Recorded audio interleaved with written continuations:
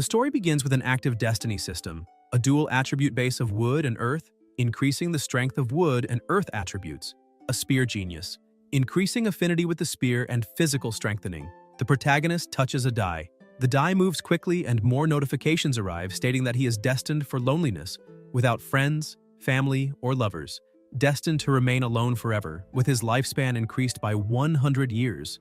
The protagonist gets very angry, shouting and wanting to know what the hell this means, asking what it means by being destined for loneliness, and who wants to be alone for their whole life. He slams his hand on the table and says that 11 years have passed and asks if he could pity himself and give him something good. The protagonist's name is Han Jue, and he comes from the 21 Saint Century Earth, where he was diagnosed with advanced stage cancer at 21. He didn't want to endure the long and painful treatments, so he decided to stay home and wait for his end. He downloaded an immortal cultivation game to distract himself from his body's pain, and who would have imagined that he would suddenly be eliminated while playing? After opening his eyes, he realized that he was in a world similar to ancient times on Earth. Moreover, he was inside an immortal cultivation sect, the Great Yan Dynasty, the Righteous Tao sect, the Pure Jade sect.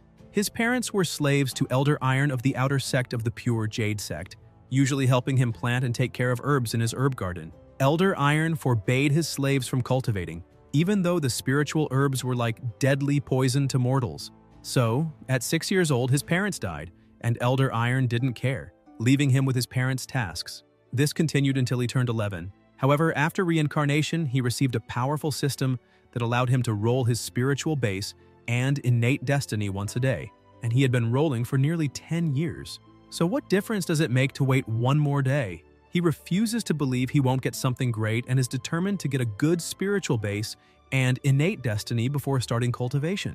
Many days later, the protagonist is doing exercises and counting. He feels relieved that the stretching is completed and now is going to check how lucky he is today. He presses the die. The object starts spinning rapidly, and the notification says that his spiritual base is trash, 1 in a million. Han falls back, spitting a large amount of plasma. He says he knew it would be like this, but forget it, he will roll for his innate destiny first.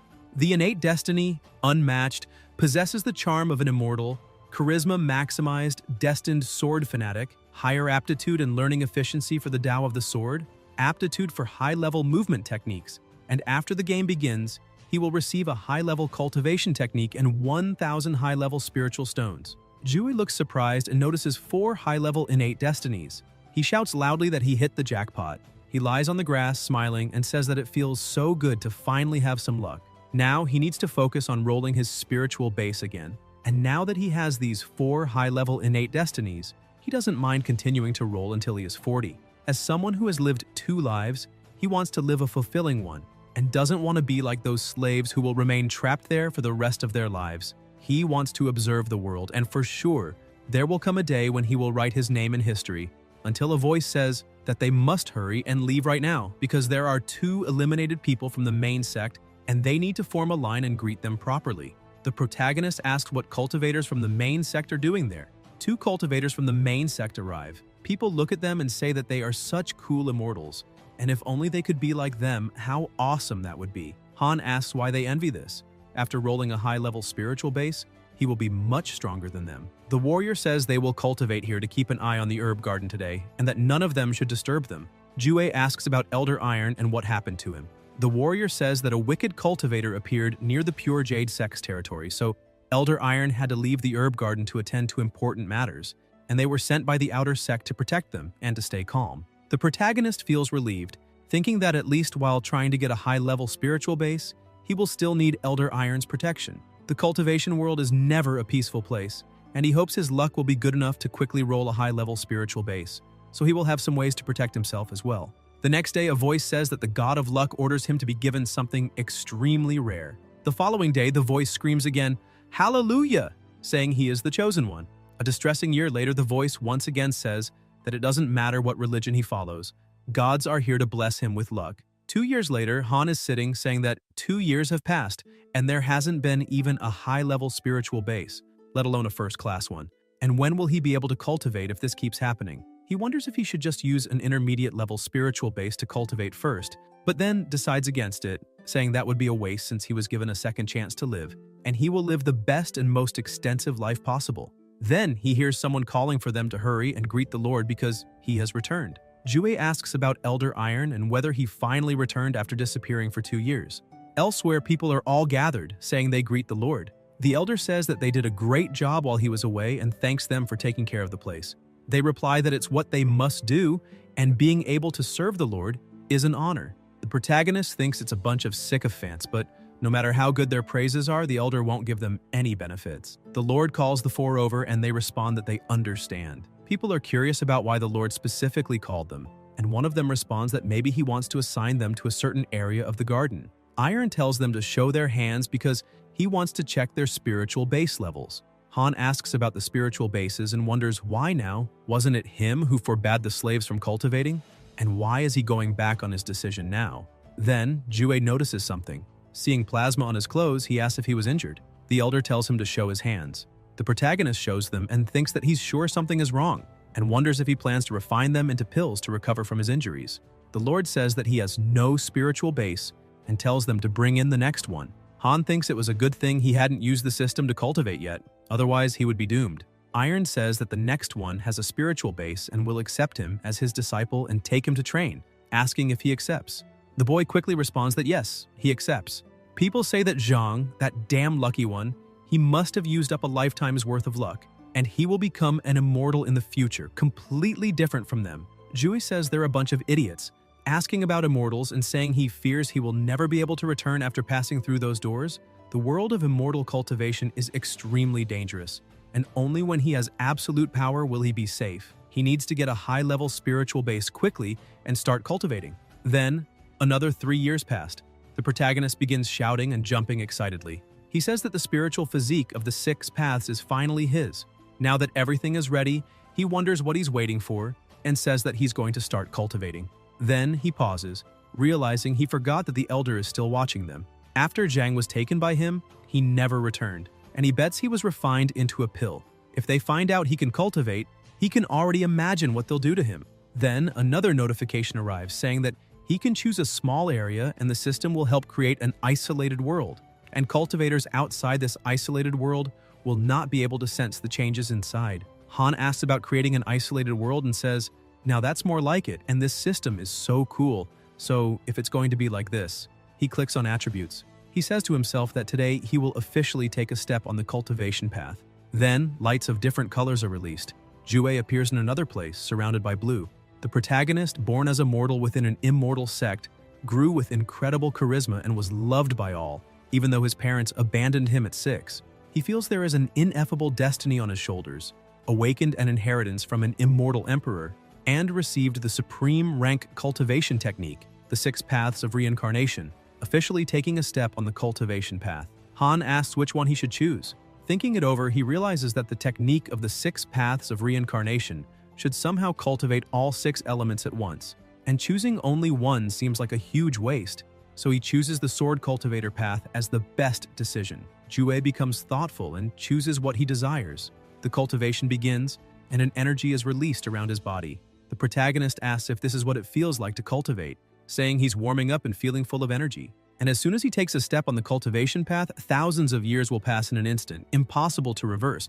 So have discipline, and his attributes are as follows. Han observes and notices that there are more options now. He asks what this relationship tab is. He sees that the elder's profile is marked with hatred and calls him a jerk, saying he wasted so many years tending to the garden and still hates him. The hate he feels for him must be because of his parents' escape, but it's not like he did anything against him. Moreover, in these past years, the elder disappeared again, and who knows where he went. So he thinks he can cultivate in peace. He decides not to waste time and to start cultivating right now.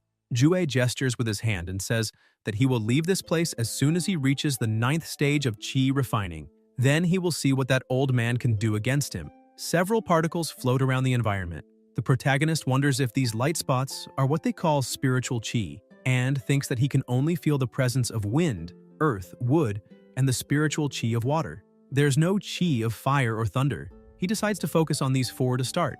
The system notifies that he has taken the first step in cultivation, and he can choose from the following development paths and will receive equipment for the qi refining realm and gain the ability to hide his cultivation level, spiritual base, and potential. Han wonders if he can hide his cultivation, spiritual base, and potential. and thinks that this system is really pampering him now. He smiles and says that of course he will choose the second option. 2 years later, still in the same place, people are tending to the crops. Jue says that using the earth spiritual chi to nourish the wood spiritual chi and create a growth cycle, using the water spiritual chi to water the plants, and the wind spiritual chi to clear the bad air, and to make the precious spiritual herbs grow healthily, he uses his mana on the plants.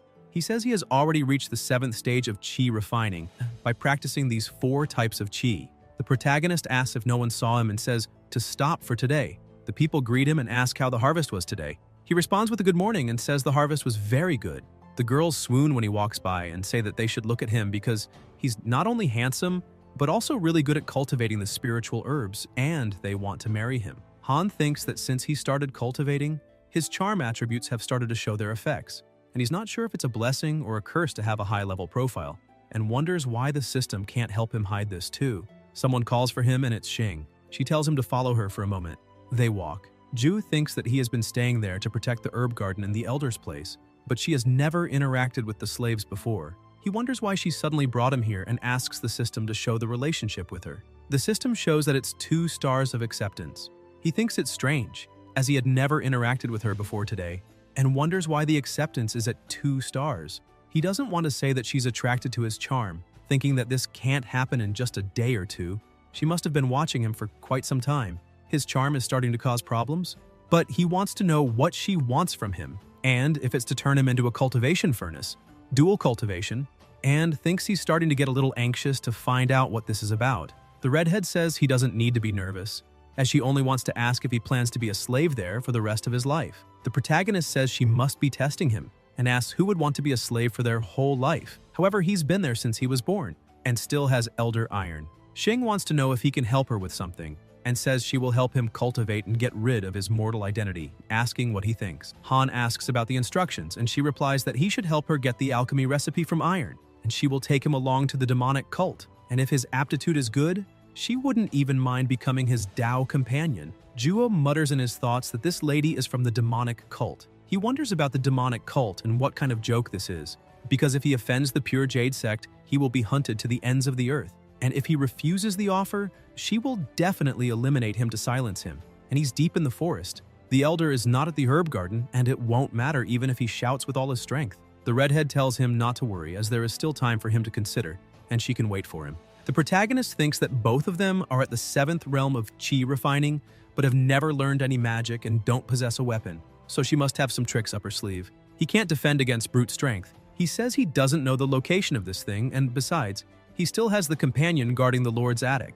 There's no cultivation involved. Xing moves her hand quickly and knocks him down, saying that of course she knows it's in the elder's attic, and that old man went out looking for herbs. She bets he won't return in the next few years. As for the guard, there's no need to worry about him. Once she drives him away, she'll go in and search for the alchemy recipe, asking what he thinks, saying it's not that difficult. Han's eyes widen in shock. The redhead says that for safety, this pill can help him unlock his spiritual base and will help him move more easily, and tells him to eat it and consider it a welcome gift. Jue thinks that this welcome gift is nonsense and wonders if it's some damn lethal poison. Xing opens his mouth and forces the pill into it, making him swallow. She says he's a good boy, and after his task is completed, she'll prepare him to be her husband. The protagonist thanks her and mentally calls her a bitch. Elsewhere, he wishes the system would expel the pill from his body. Han vomits, and the pill comes out with it. He thinks she's waiting for him, as she will never let him get away with it, but for now, he needs to think about what to do and whether he should obey that bitch. The people from the demonic cult never stop until their goal is achieved, and even if he helps her, nothing good will come of it, and it might even make things worse. Notifications arrive saying that he was threatened by the demonic cultivator, and he has the following choices: steal the alchemy recipe, gain her favor, and receive a 5-star hatred rating from the pure Jade sect, or challenge her and prevent her from obtaining the alchemy recipe. After she leaves, he'll receive the sword technique, the unparalleled Divine Chi Sword. Jue wonders if this is even a system mission, and thinks that maybe he'll even be rewarded for not helping her, and wonders what's so hard to decide. He thinks that the two of them are incompatible. Then the place goes silent and the protagonist hears a noise. Someone at the window says they discovered the alchemy recipe is in the study room, and will take the guard away from the elder's attic for a while so he can use this time to go there and search. He replies that he understands. Xing also tells him to remember that the attic has various protections, And if anything happens, the elder will come at him with everything he has, so there's not much time, and he needs to act quickly. Han doesn't respond. Elsewhere, Jue observes the eliminated body and thinks that this witch is definitely brutal. Even though this cultivator's Tao isn't the same as hers, they were still associated. And how can she blatantly eliminate him? He says to rest since he doesn't even know his name. Then a voice says that she was the one who went that way and tells them to chase her and inform the elder. That damn witch is too fast, and she managed to mobilize all these people to get away. He'll just act against his will for a while. The protagonist opens the door and quickly goes out searching. He wonders what kind of joke this is, saying that this warehouse is so big and how he's supposed to find it. Even if it were easier for that witch to sneak around and search for the recipe, and if she insisted on this problem, he wonders if she's got a screw loose. He says that people are really different from one another. Even the brush used by the elder is made of gold, while they, the slaves, can barely feed themselves, and damn that rich, evil landowner. Xing appears at the window and asks what he's complaining about and if he found the alchemy recipe. Han answers that he hasn't yet, and there's so much here he has no idea where to start searching. The redhead asks if he's been relaxing. He replies that he hasn't and wouldn't do that, and that his loyalty to her can be witnessed by the heavens and earth. He would never do that. Xing tells him to stop with the nonsense, and she saw everything. In any case, she's already eliminated a bunch of people. It doesn't matter if she adds more to the list, and asks how he dares to betray her. Jue says no and tells her to let him explain first, as he leans on the object on his back. A glass falls from above. They both look attentively. They notice that the glass is broken, and inside is the alchemy recipe. The protagonist looks at it and thinks it's hopeless, wondering how she could hide something so important like this. He thinks he's screwed because as soon as she gets her hands on this alchemy recipe, she will eliminate him. The redhead hugs him and says that as expected from him, he's truly a lucky charm. She never imagined someone with his behavior could be so romantic. Han says that as long as she's happy and wonders what he should do, since the alchemy recipe is now in her hands, and his unparalleled divine chi sword is gone. Jue thinks that her breathing seems unstable and believes she used up a lot of energy distracting and leading those people away. He wonders if he should make a surprise attack. He picks up a piece of an object and is about to strike her when she asks how to open it. Xing looks to the side and an extreme energy quickly attacks them both, destroying everything around. The Lord says it's very audacious and asks how she dares to steal the alchemy recipe. The redhead asks when the elder returned. Iron says he came back a long time ago and was just waiting for her to show herself. The last time he returned, he had seen the two of them. For all these years, no other disciples had accepted her mission. Only the two of them had worked on it. And there must be something wrong with this.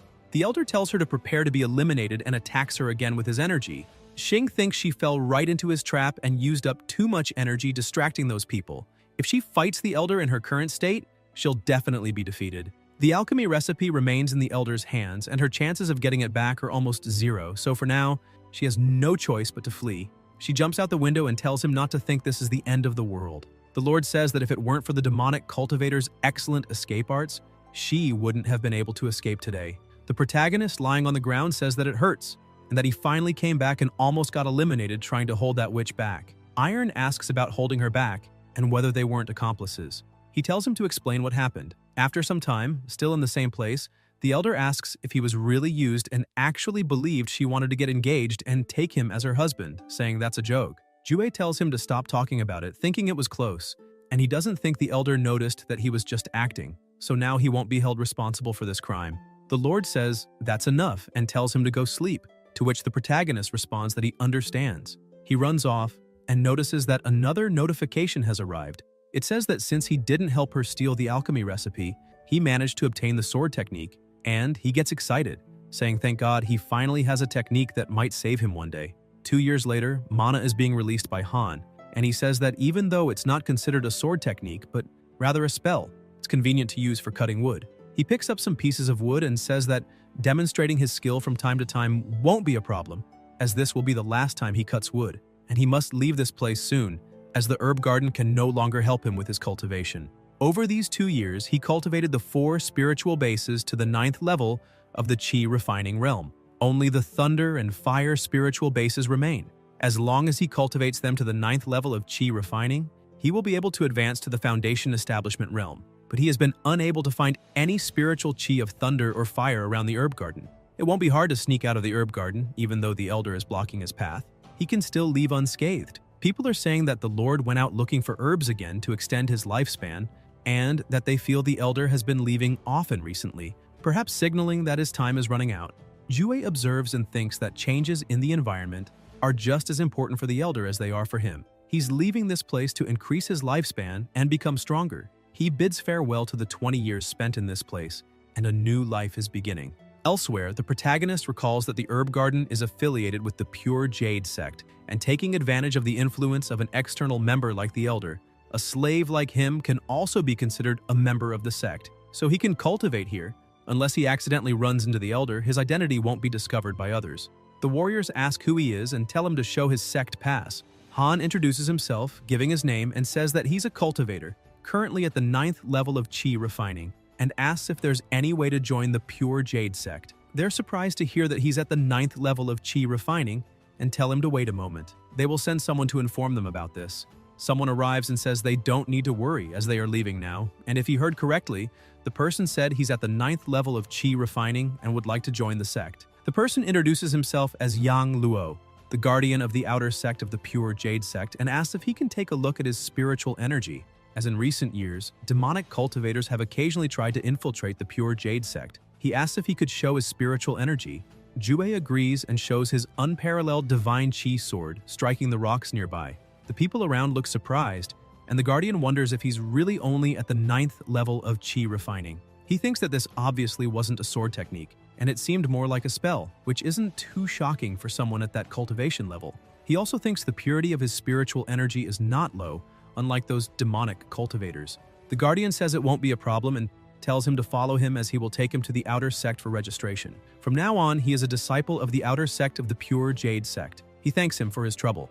They enter, and the protagonist asks how many disciples there are in the outer sect and what the conditions are for entering the inner sect. Yang answers that there are over 2,000 disciples in the outer sect, and only those who have reached the foundation level can enter the inner sect. However, it's a challenge to reach the foundation level.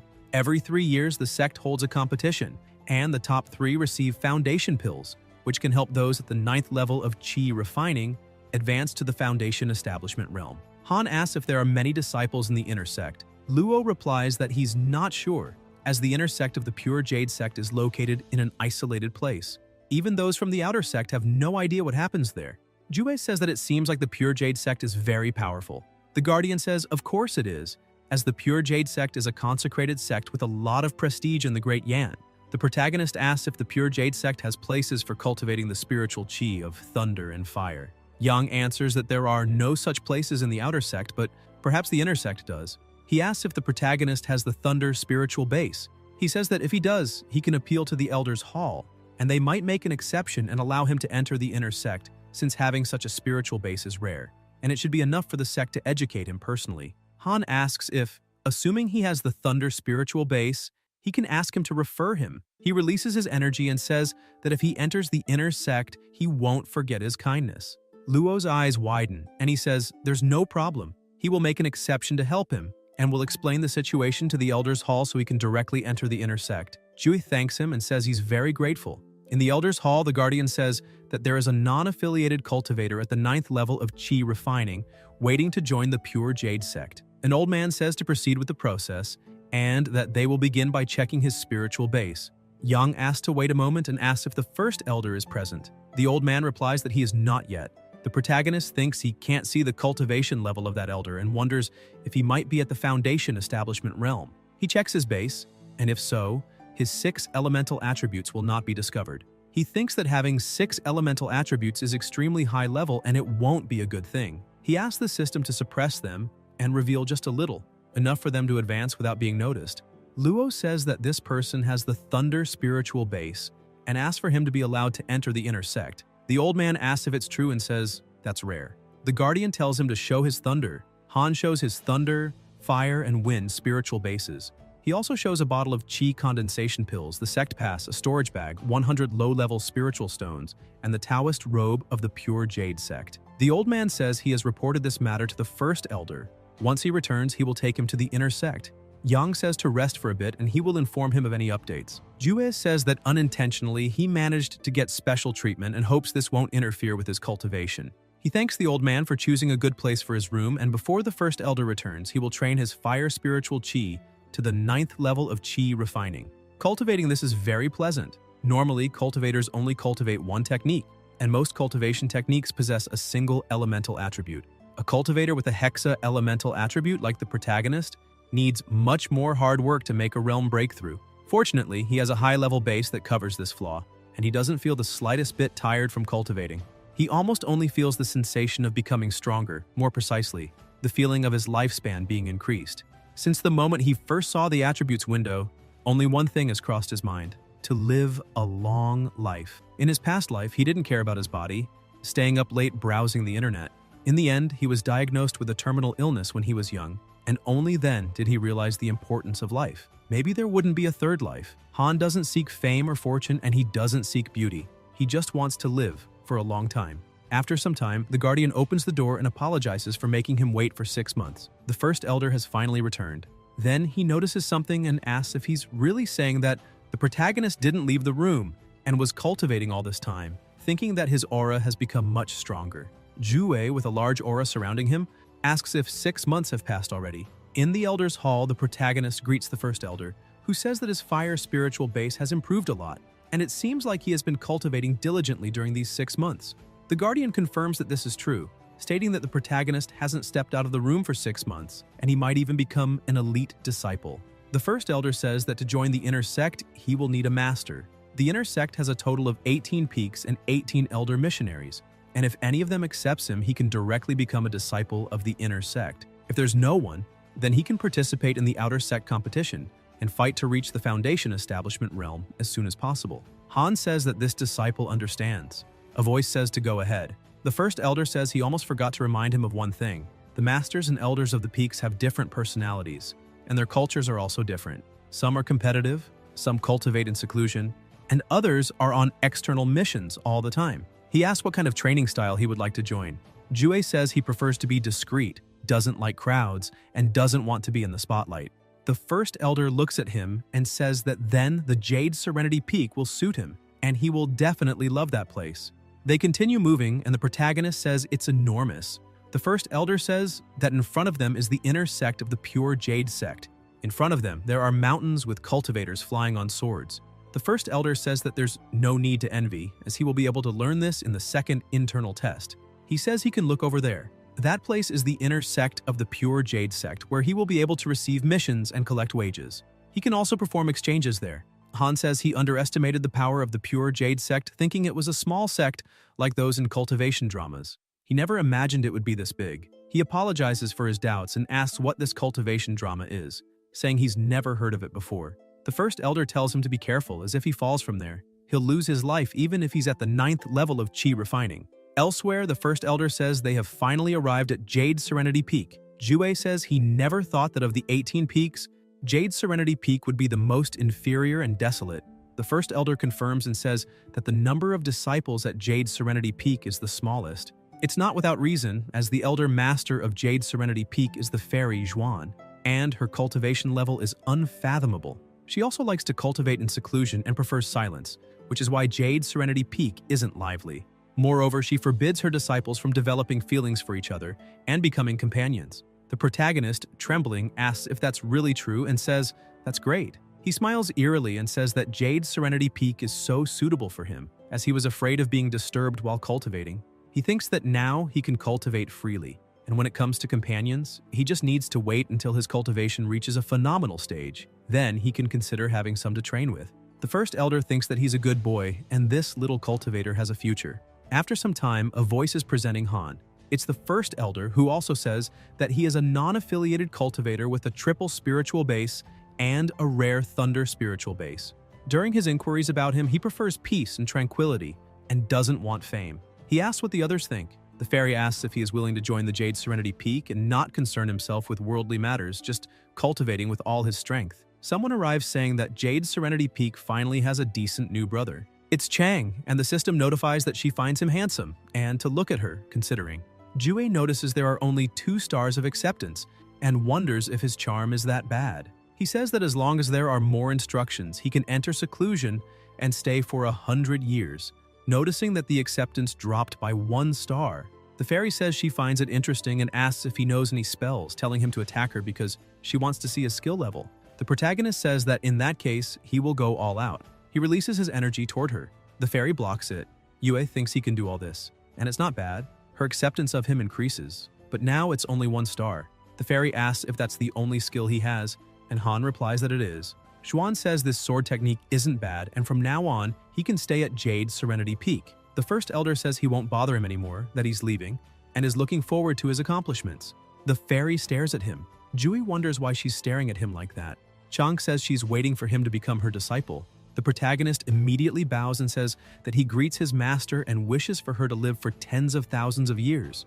The fairy thinks it wasn't necessary to exaggerate like that and asks if he thinks she's an empress. She tells the girl to take her younger brother to register at the inner sect and help him settle into his cave residence. Yue responds that she understands and pulls him along. She asks if he knows how to fly on a sword. Han replies that he still needs to learn. Xuan thinks this boy has excellent appearance and temperament, and his character isn't bad either. Elsewhere, smoke moves, and Chang introduces herself, saying he can also call her older sister. As he's a newcomer, he's free to ask her for help if he doesn't know something. Ju thanks her, saying he won't cause any trouble, but if she needs help, she can call him anytime. Yue says he's so kind and thinks she must protect this younger brother and not let him be bothered because such a good boy is hard to find around here. It's been exactly 5 years, and she wonders if anyone can understand how she's endured because within all of Jade's Serenity Peak, he's her only younger brother and his attitude and personality are perfect for her taste. It's just too good. The protagonist thinks that Jade's Serenity Peak is different from its reputation and wonders why all the female disciples seem like hungry wolves. They enter a cave and Chang says to go ahead. This is his cave residence, and it's right next to hers. He can cultivate freely. He thanks her. Han feels relieved and says, that's what she said, but the inner sect really exceeded his expectations. He thinks that since he started cultivating, this is the first time he's felt intimidated. The deeper his cultivation gets, the more he can feel the disproportion. This time, the power difference is huge, and it's making him anxious. His master is a soul-nurturing cultivator, 1 level beyond his imagination.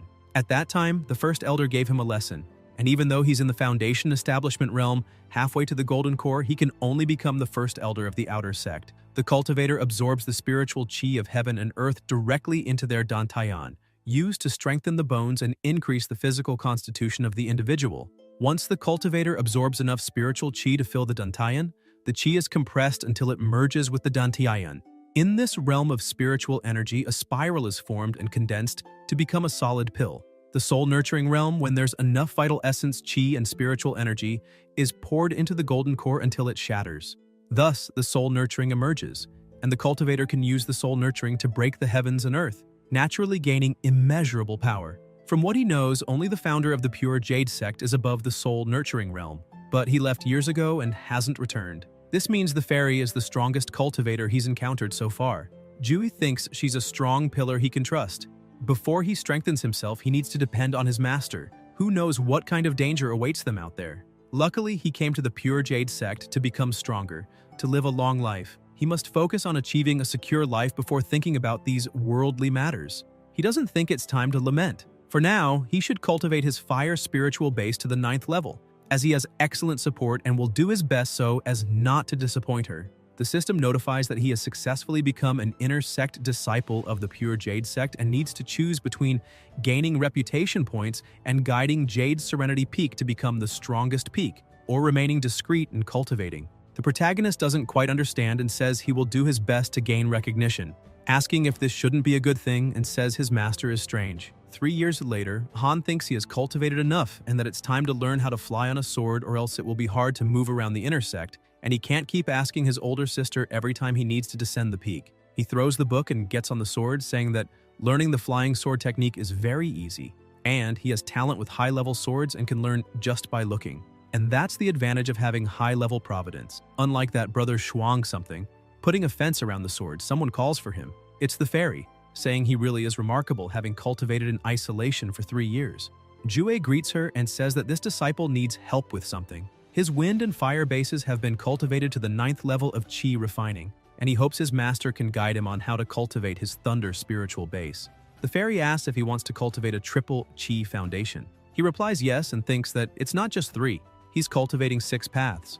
Zhuan says she fears she can't help. The protagonist looks surprised and asks if he can know why. The fairy replies that specializing in just one type of spiritual chi is already extremely difficult, leaving aside the fact that He will face a strong celestial tribulation in the future. The time spent cultivating would also be wasted. Han thinks what she says makes sense, and possessing these spiritual bases has its own cost, but his master doesn't expect him to have his own ways. He bows and says this disciple understands, but believes that, with his determination, he can succeed, and he is willing to dedicate all his time to cultivating. The fairy smiles and says he can use the inner sex teleportation formation and go to the Thunder Spirit Well. He thanks her for the guidance and will go there right away.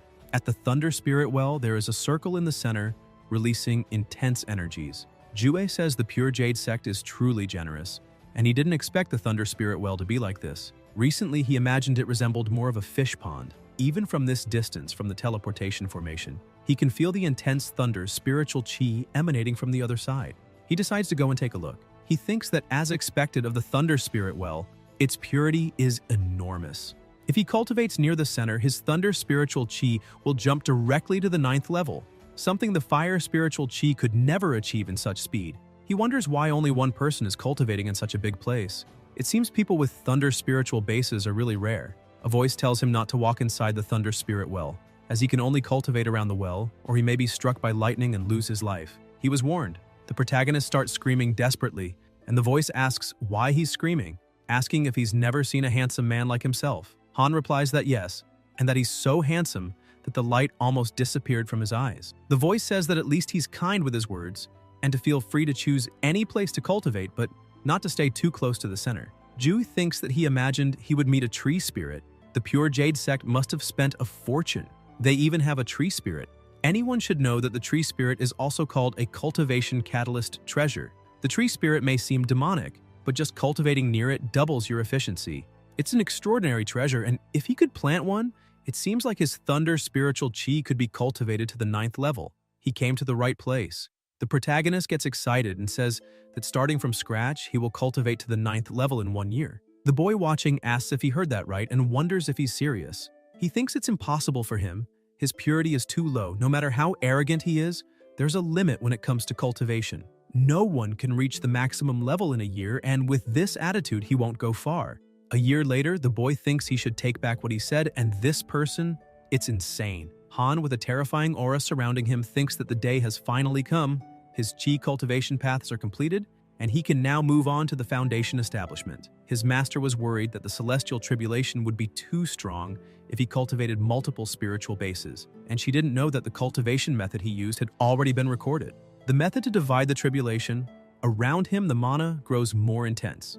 The tree asks if this is the Thunder tribulation for advancing through Foundation establishment.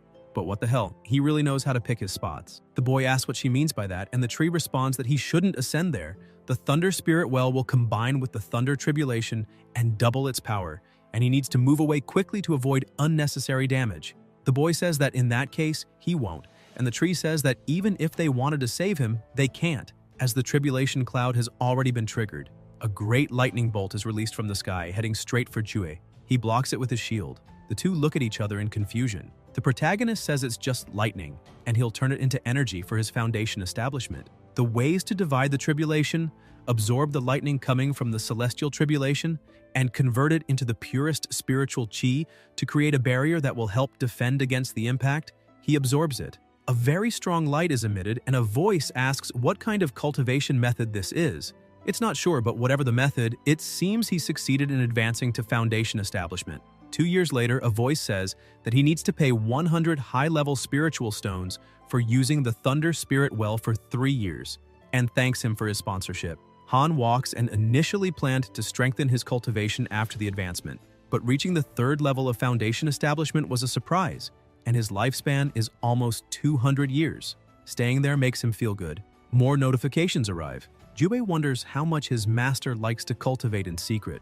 Someone behind him says that in just 2 years, he reached the 3rd level of Foundation establishment, and among the entire inner sect, he could be considered one of the best. The person introduces himself as Mo Fuchu from the Heavenly Thunder Peak and asks if he can know his name. The protagonist thanks him for the compliment and introduces himself, saying he's from Jade Serenity Peak. Mo asks about a disciple from Jade Serenity Peak and says that with his talent, joining Jade Serenity Peak would be a waste, asking what he thinks about going to the Heavenly Thunder Peak. He says his master is a thunder cultivator. Han replies that he has already recognized Fairy Zhuan as his master, and by becoming his master, she will forever be his guardian. And he asks how he could easily change his family. He thanks him for his kindness. Fuchu says it's fine and there's still a chance, and hopes he thinks carefully about it. Jue's eyes widen. In a cave, a voice says there's nothing there and tells them to search another cave. The subordinates say that the elder ordered that whoever captures the traitor will be rewarded. Xing is hiding and listening. They report that there is no sign of the target there, and the redhead thinks that she has finally gotten rid of the lower iridescent cult and wonders where she should go now. She thinks the problem is her identity. She will undoubtedly be pursued by everyone wherever she goes, and if she wants to change her life and become a better person, only that one person will believe in her, since that was the first time someone protected her, her love, Han. The bird emits a sound saying it's in the bushes. Xing's eyes widen. She jumps, and they tell her to stop right there, and no matter the methods, they must not let the sinner escape. Elsewhere, the system notifies that his friend, Xing, is being hunted by the Pure Jade sect and is badly injured, having barely escaped. The protagonist thinks that they haven't seen each other in so many years, and he never imagined she was still alive. They haven't met again, and he wonders how the hell she has such a favorable impression, and if there's something wrong with her head. He thinks that besides that, the system has something like a character activity log feature, and wonders how many functions this system has. Its origin doesn't seem simple, and the system doesn't want to harm him since it's been years. Whatever, he'll continue cultivating and start with his spiritual base. Until he notices something. A loud sound is emitted. Han quickly goes outside and asks if it's the sound of a bell and if something happened. Chang says it's been a long time, and that's exactly what it is. The sound of the bell, and they'll go greet their master together. She asks if he's in Foundation establishment, and he replies that he was lucky. Yue wonders what this is, as she can no longer feel his cultivation now. She thinks to herself that she's at the second level of Foundation establishment, and wonders if that doesn't mean her cultivation is at least at the third level, and what kind of absurd speed this is. She thinks she needs to hurry and cultivate. She can't lose to her younger brother, and even made a promise to protect him. How can she honor her reputation as an older sister now? Chang, very frustrated, says she has no time to waste and explains on the way. Jue wonders why she seems to be in such a hurry. Elsewhere, a voice says that Jade Serenity Peak usually doesn't ring the bell, and when the bell is rung, it means the master wants to meet with all of her disciples. Yue, on top of her sword, says that in all these years, this is the first time the bell has rung, and that's why she never mentioned it to him before. He, on top of his sword, thanks her for telling him and wonders about the calling of all disciples, hoping it's not something problematic. In another location, many disciples are gathered, and a voice says that apparently there are spies from the inferior iridescent cult within the sect, and they must be cautious when recruiting new disciples. These spies from the inferior iridescent cult don't even cultivate demonic techniques. The inferior cult is becoming more arrogant, and they always cross paths with people from this cult when they go out to train, and they are very arrogant. The people look back, greatly impressed by someone's elegance and beauty. It is the protagonist arriving at the location. They ask when this younger brother came from the Jade Peak, and why they had never seen him before, and that he must break the prohibition of the Jade Serene Peak for lust. They believe he is the younger brother, and the girl next to him is the master who recently took him in.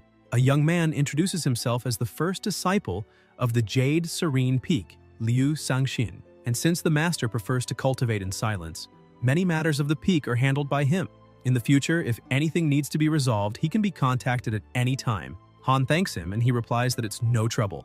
The fairy tells everyone to sit down, and she called everyone together this time because the sect leader has made a decision. From now on, the 3 peaks that were placed in the lowest positions in the peak fighting competition must choose 10 disciples to join the fight against the inferior cult. Over the years, the cult has been sending spies to scheme against the Pure Jade sect, and this time, they've decided to counterattack. Jui thinks that, from the looks of his older brothers, it doesn't seem like they should worry about the outcome of this, and wonders if, by sending the 3 peaks that were placed in the lowest positions, they are trying to eliminate or help the enemy. The fairy says that she is not concerned with the ranking, but that this issue involves the inferior cult, and the Pure Jade sect definitely has a grudge against them, so they should pay attention when choosing their missions and remember to contribute to the sect. Lu says not to worry, as the Jade Serene Peak may value discretion, but it still contributes to the sect. Recently, the sect leader developed a program to train exceptional disciples. The disciples will be trained together to become the ace of the younger generation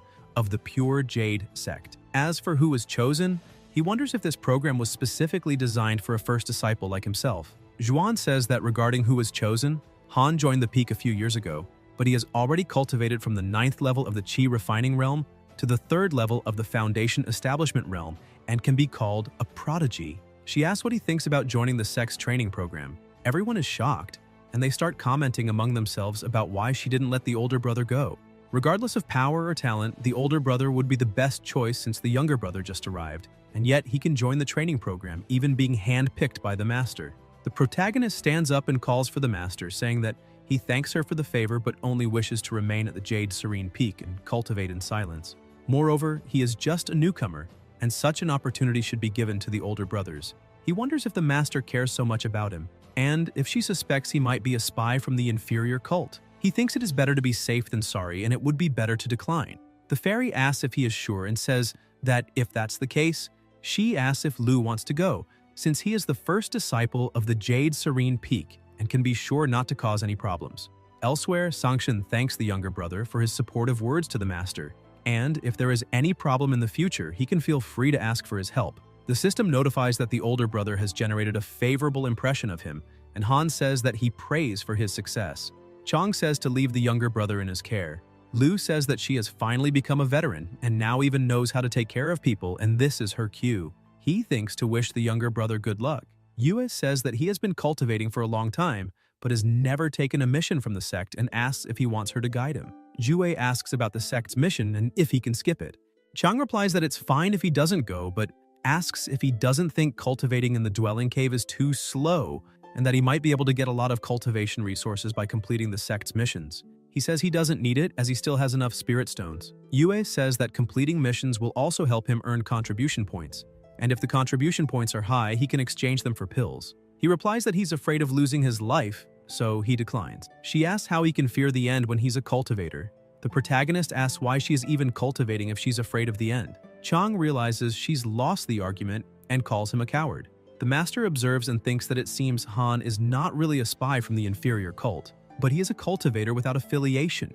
Yet he doesn't lack resources or talent, so it's better to keep observing him for a while longer. 10 years later, at the Thunder Spirit Well, someone calls him a damned soul and asks why he's there again, telling him to explain. It's the tree, saying that it also thought he was a prodigy, and after so many years, asks how he's still at the third level of the Foundation Establishment realm. Ju asks how anyone could be completely certain about anything. The tree tells him to listen to himself, as the waters of cultivation are deep, and he won't be able to withstand it. The protagonist thinks that they can only see the third level of the Foundation Establishment realm. Before, he spent almost 400 high-level spirit stones, and only managed to cultivate the other spiritual bases to the 5th level of Foundation Establishment, and his real cultivation is at the 5th level of the realm. He needs to use as few spirit stones as possible to fully cultivate his Thunder spiritual base. Mo approaches and says he's also here. Han says it's been a long time and asks who the person behind him is. Fu Chu says she will introduce him and explains that this is her younger sister from the same clan, and she is the disciple of the Jade Serene Peak that he mentioned before. Ju wants to know why he's still at the 3rd level of Foundation Establishment, saying her brother told her he could already be at the 6th level of the realm. Jue responds that it's because he wants to take it slow, and he will begin cultivating as staying here costs a lot of spirit stones, and should remind them, if they want to cultivate together, to do it a bit farther away. The girl says she thought that a prodigy her brother kept an eye on would be capable, yet after so many years there's been no development. On the other hand, she used just 10 years to advance 2 levels, and that's what is called a prodigy, and that her brother should take a look, until she looks to the side, surprised to see a huge amount of extremely intense energy, and wonders if the spiritual chi around him is being absorbed exhaustively. Mo also looks surprised and thinks that this speed of absorbing spiritual chi is faster than his own, and this is impossible, as he's already at the 9th level of the Foundation Establishment realm. His sister asks what kind of technique he's cultivating. Fu Chu replies that it's due to the aptitude of the spiritual base. She asks why Han's level isn't increasing. Mo says that person must have a way to suppress cultivation, and fears that his cultivation has already surpassed his own and can only say that there will always be someone better than him. The system notifies Jue that Fu Chu's acceptance of him has increased, as has his sister's. 8 years later, the protagonist says that his Thunder spiritual chi is finally at the 9th level. He asks the veteran to open the teleportation formation and take him back to the inner sect, as it's almost time to receive his salary, and he thinks it's been a while since he last got his pay, wondering how many spirit stones he'll receive. The tree says it seems that he possesses a way to suppress his cultivation, which is truly remarkable and offers an opportunity that could help him gain many resources, asking if he's interested. Han asks if it's dangerous. The tree replies that fortune is often accompanied by risks, and Jue walks away. Elsewhere, he is thinking about this opportunity and realizes he's somewhat attracted to it, and since there are indications of danger, he wonders if it might be better to just receive his salary regularly. And why not appreciate a stable job instead? The girls watch him pass by and ask who that person is, saying he's so handsome, and it's surprising that the Pure Jade sect has a guy like him, asking if anyone knows his name. The protagonist thinks that having too much charm is troublesome, and he can't run since he's in line, until he notices something beside him. It's Ju saying that he's here and it's nice to meet here. The girls get very irritated when they see this. She says that there's something she needs help with, and it's a great opportunity. Han wonders about another opportunity. Ju says it's a great opportunity, and she's sure he doesn't want to miss such a chance, asking if he's not interested. She touches his arm and continues, saying that if he does things properly, becoming wealthy won't just be a dream, and there may even be additional rewards as well. Jue pulls her arm away and tells her to control herself. He apologizes, saying he needs to return to his cultivation. The girl says that this is a super, mega, ultra opportunity, until she looks ahead and doesn't see him anymore, asking where he is. The protagonist hides and wonders if the crazy girl followed him. The girls pass by, commenting if they saw the cultivator who just passed. Her friend replies that yes, and it's a shame they didn't ask which peak he belonged to. He's even more handsome than the winner from last year's inner sect competition. They agree with each other. Han wonders about the inner sect competition, thinking that he was so focused on cultivation that he forgot about something important like this, and the master won't forgive him. Elsewhere, he greets the master, who tells him to come in and says there's something they need to discuss. Jue apologizes for his neglect while cultivating, saying he missed the inner sect competition. The fairy tells him not to worry about that, as there will be more opportunities in the future. She asks why he's still at the 3rd level of the Foundation Establishment realm, and if he's joking, because she knows this isn't the limit of his abilities. The protagonist says he's flattered, and the truth is that he's at the 9th level of the Foundation Establishment realm and was hoping to keep a low profile, so he hid his cultivation. Chang is surprised and asks how he managed to advance so quickly. The fairy says that if everyone in the Jade Serene Peak cultivated with as much dedication as him, the Jade Serene Peak would undoubtedly become the strongest peak. The system notifies him that by maintaining the discretion of his cultivation, he has gained Zhuan's recognition and will be rewarded with a movement technique manual and the illusory 7 steps. Han thinks that he almost forgot about the reward. He says it's not that great and that he just enjoys cultivating, wondering if anyone has joined. He looks to the side and notices Elder Iron. He feels awkward. The winds get stronger and Chang asks why there are leaves falling inside. A voice yells both their names. Later, Yue asks if the two already know each other. They respond that it's more than just knowing each other. The master tells the Lord that this is the newly arrived disciple of the Jade Serene Peak and that he can call him younger brother. Ju says he wouldn't even dare. Iron asks how it's possible that he's become an inner sect disciple, as he didn't have any spiritual foundations in the past, and his testing method couldn't have been wrong. Over the past 20 years, he's done everything possible to advance to the Foundation Establishment realm, but how did he manage to reach the 9th level? If only he had discovered this aptitude earlier. The fairy asks about this expression and says that the younger brother is a prodigy of his peak, and she won't allow him to have any strange thoughts. The Lord thanks her for the warning, lamenting how magical this world is. Zhuan says that's enough, and that she has something to say to him. Since Han loves cultivating so much, she's assigning him a mission to guard the kingdom of 10,000 demons of the Pure Jade sect. He asks about the kingdom of 10,000 demons. Chang answers that it's a place where the beasts of the Pure Jade sect are raised, and she'll let him accompany her. The master replies no, saying that it's a very dangerous place, with frequent cases of beasts becoming enraged, and there have also been cases of disciples being brutally eliminated. Jue wonders about this treatment as they didn't even take the care to hide it. The fairy says not to worry. Each peak will send a disciple to guard the kingdom of 10,000 demons. The spiritual chi in that place is dense, making it perfect for cultivating. But there is a certain risk involved, and he just needs to be more careful. The protagonist thinks that she didn't even give him a chance to refuse, and this isn't the same as being a zookeeper, so he'll just relax. He says that this disciple will take care of whatever she arranged. She tells him to go prepare, and someone will come to take him to the kingdom of 10,000 demons. Chang runs after him, saying to wait as she can help him pack. Zhuan says she doesn't want to hear anything about Han's past, and from now on, they will be younger brother and older brother, and having a good relationship with him will only bring benefits. As long as it's not some unforgivable grudge, it's better if they resolve it. And knowing the disciple, he won't plan anything against the Lord, so she can rest assured about that. In the future, Han will be the main disciple of the Jade Serene Peak. The elder looks surprised and asks about the main disciple, thinking that this brat really earned it. In the Kingdom of 10,000 Demons, it's already been 6 months since the protagonist arrived. Since he's been cultivating every day, his wind spiritual base has reached the 6th level of the Foundation Establishment realm, while the others remain the same. It takes a lot of work to cultivate a base, and it's boring, so he decided to take a look at the system. He asks if the relationship tab has been updated. The system notifies him that his friend was attacked by a demonic cultivator and almost got seriously injured, and was attacked by the disciples of the pure Jade sect. She was in a dangerous situation and fell off a cliff. Han says it's as he imagined, nothing good comes from accepting an opportunity, and wishes her good luck. He notes that it's time to patrol and practice the illusory 7 steps along the way. Chang said that while the Kingdom of 10,000 Demons is a good cultivation place, he should patrol every now and then to prevent the beasts from becoming enraged and causing trouble. Jui looks to the side and notices a kitten, saying the beasts in the kingdom don't seem dangerous at all.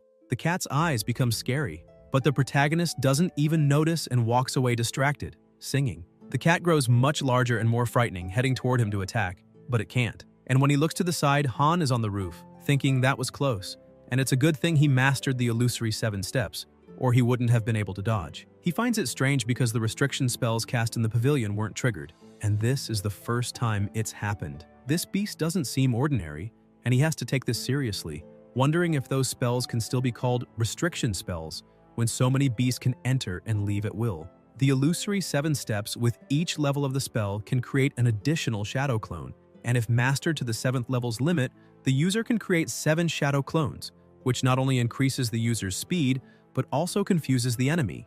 Jue tells his clones to pay attention because a beast got enraged and can pass through the restriction spells, and its speed is similar to theirs. The beast stares at them with its terrifying, challenging eyes. The clones surround it. The protagonist uses the unmatched divine sword, releasing energy. The beast watches and gets cut all over its body. It runs away. Han says it's a pity that among the illusory 7 steps clones, only the real one can deal damage, and the beast wouldn't have survived if the clones could deal damage. Fortunately, it only had speed and no offensive skills. He wonders where this boy came from, as he managed to bypass the restriction spells. Stopping to think, it doesn't seem peaceful lately. The beasts are becoming enraged more often, and it's better to report this situation. Elsewhere, a voice says that this matter is a bit suspicious and feels it might be connected to the inferior cult. Several people are sitting around a table, discussing and saying these scoundrels must be involved, and they think they want to exploit the beasts of the Kingdom of 10,000 Demons. They dealt with more than 30% of the spies from the inferior cult who infiltrated the sect and ask what they think about sending more disciples to patrol the Kingdom of 10,000 Demons. It's suspicious that there might be a traitor among the higher-ups. The ancient immortal says that, in any case, the matters involving the disappearance of the sect leader and the beasts becoming enraged in the Kingdom of 10,000 Demons must be properly investigated. He says the younger sister hasn't said a word since the meeting began and asks if she is thinking of something. The master says she will just let them decide on these matters. The elder of the Celestial Peak says not to think she has any idea of what's going on behind the scenes with the talent development programs of each peak and where the master took those 18 core disciples. The fairy says that she has always cultivated quietly and only has a superficial understanding of what's happening. He says that if there really is a traitor among the elders, the only person he can trust is her, and they need to work together. Zhuan agrees and says that since they were taught by the same master. Elsewhere, a voice says they will now dispatch more disciples to assist with the guard of the Kingdom of 10,000 Demons. The meeting is adjourned. 2 years later, the protagonist says that the restriction spell cast in the Kingdom of 10,000 Demons is definitely a good thing, suitable for use as a rest stop while patrolling and cultivating. While inside the spell, even though he's not in the core realm, he doesn't need to worry about the beasts or enemies in the realm, until someone approaches and asks if he's using the Kingdom of 10,000 Demons as a cultivation place. Han asks, and for what else? Until he's surprised. He wonders who this person is when they entered, and if they're not affected by the restriction spells, meaning they might be a cultivator above the Golden Core realm. Han releases his energy. The young man tells him not to be scared, as he is also a disciple of the Pure Jade sect sent there to protect the Kingdom of 10,000 Demons. He appears to be at the 3rd level of the Foundation Establishment realm, but judging by the rhythm of his breathing, he must actually be at the 9th level of the realm. Jue wonders if he noticed his cultivation. Who is this old man? The old man says he doesn't need to be nervous and asks if he came there voluntarily or if the master sent him. The protagonist replies that his master sent him. The old man is surprised and asks if his master gave him any mission. Han asks even if she did, why should he tell him this? The old man asks if he won't let others know and says that this younger brother is interesting. He asks if Han knows what kind of trouble he's getting into and tells him to follow him for the sake of his master, as he can help him deal with it. Jue looks at his status and thinks that he is lying. He said he was a disciple, but is he the sect master? He wonders if he's actually the sect leader. Elsewhere, a voice says that the beasts there are prone to getting angry. All of these beasts are under the command of the White Dragon Tiger, and they must know that the White Dragon Tiger always seeks revenge and is naturally violent. This time, he summoned many beasts to prepare for a rebellion. Now that it's been said, what did he do to provoke the White Dragon Tiger? Lee calls him. The protagonist gets the idea that the old man is flirting with his master and gets irritated. Jingzi says he's talking and asking a question. Han explains what happened 2 years ago. Then, still in the same place, Lee says it's strange, and it seems that the phenomenon of the beasts getting enraged earlier than expected wasn't caused by him. It's more likely that it was caused by the inferior cult, and the issue between him and the tiger must be a post-incident caused by them. He's lucky. The king must have fallen into their trap and had his strength drained, and asks what kind of technique he's using. Jue replies that it's a movement technique he got on his way, and for him, it's normal to be fast. Qingzi wonders how that's normal, thinking that this is a king, and if they're talking about speed, even a master in the Golden Core realm couldn't defeat him. The protagonist says that the priority now is to deal with the beast getting enraged, but if they want to do that, they need to start with the cause and asks if when Lee says to deal with it, he means to eliminate it. Lee replies that of course not, and that the king has great potential, and asks if it will be worth it if he's eliminated. Han asks how they plan to deal with it. Qingzi replies that this must be his lucky encounter. The most likely reason his master sent him to the kingdom of 10,000 demons is to let him gain merit, and his skills aren't as simple as they seem, since he could retreat safely when facing the White Dragon Tiger, and he must have a lot of tricks up his sleeve and tame it. Ju says he thinks it's better for him to find someone else, since he just wants to cultivate in peace, and wonders how he'll tame it with so many beasts around. Lee tells him to wait. He will prepare a formation and trap him there to help him deal with the pressure. If he can tame the White Dragon Tiger, he'll reward him with the Pure Jade Sect's supreme technique, the Pure Jade Technique. Han thinks he's not interested. The system shows the mission instructions and notifies him that the master of the Pure Jade Sect gave him a mission with the following choices: accept the mission and do his best, or reject the mission and continue cultivating. The protagonist thinks he's angry at the Demon King and the attention from the inferior iridescent cult. He tells him to excuse himself and goodbye. Lee gets irritated and wants to know why the younger sister chose a disciple like him. He says he really doesn't understand. He even gave him a great opportunity, but in the end, he still has to carry all the burden and asks if he doesn't agree.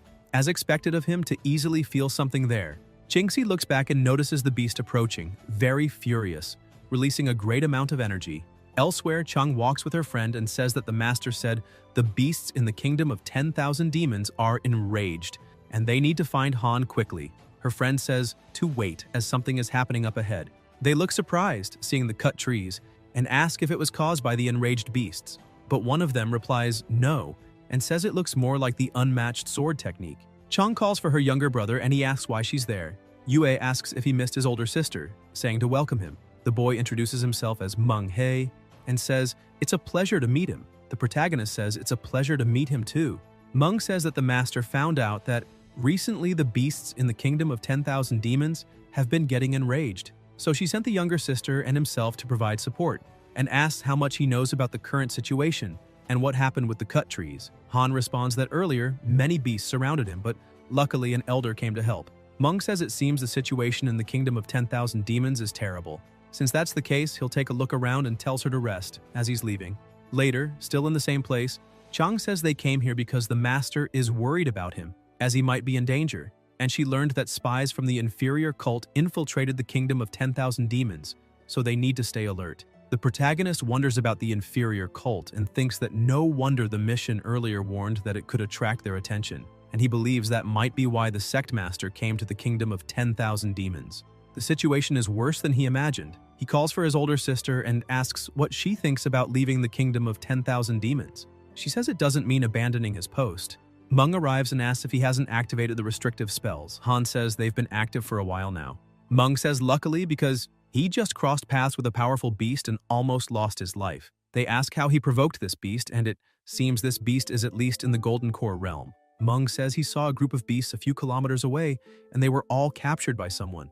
The moment he thought about retreating, he encountered that powerful beast from the Golden Core realm. Ju tells him to stop talking and to hurry up and recover. Chang thinks that despite not being there for long, the seventh brother has already been injured. This place is very dangerous, and it's no surprise the younger brother wants to leave. However, he's been there for so long, and she wonders how he doesn't have a scratch. The protagonist thinks that, in fact, no one should wander carelessly, and the situation with the older brother is a classic example.